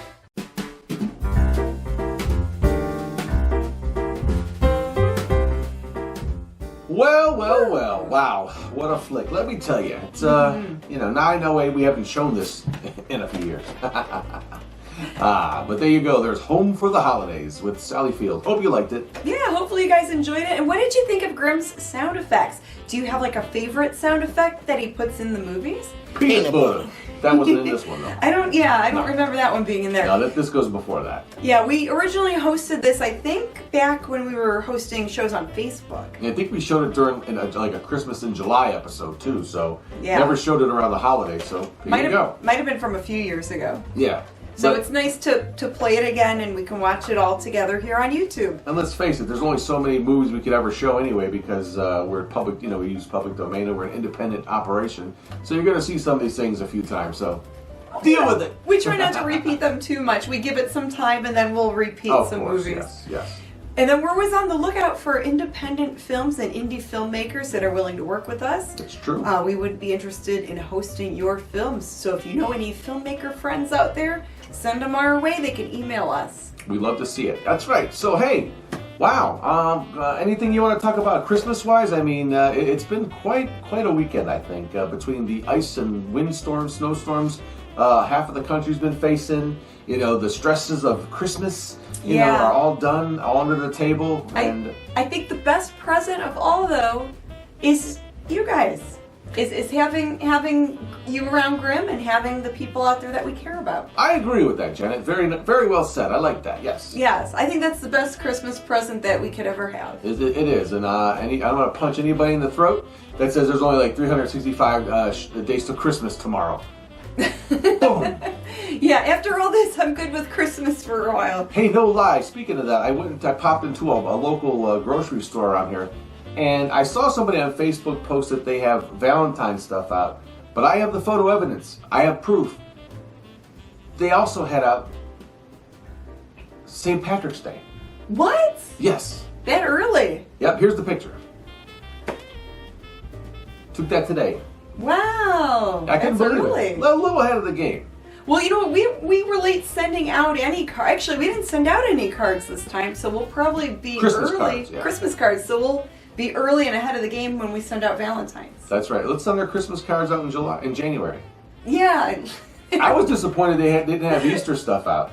What? Yeah. That's way too soon. I know, I'm making a Way joke. All too right, soon. well. Wow. Okay, well, we hope that you guys had a good Christmas. Thank you again.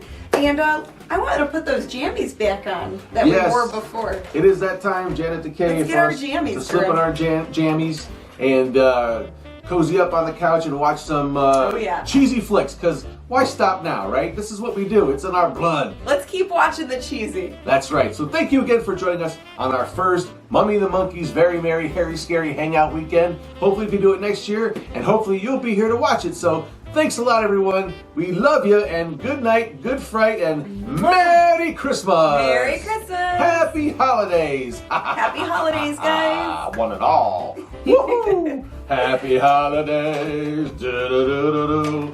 Happy holidays! Do-do-do-do-do. Da-da-da-da-da. Dancing partner. Da-da-da-da. Walking in a winter wonderland.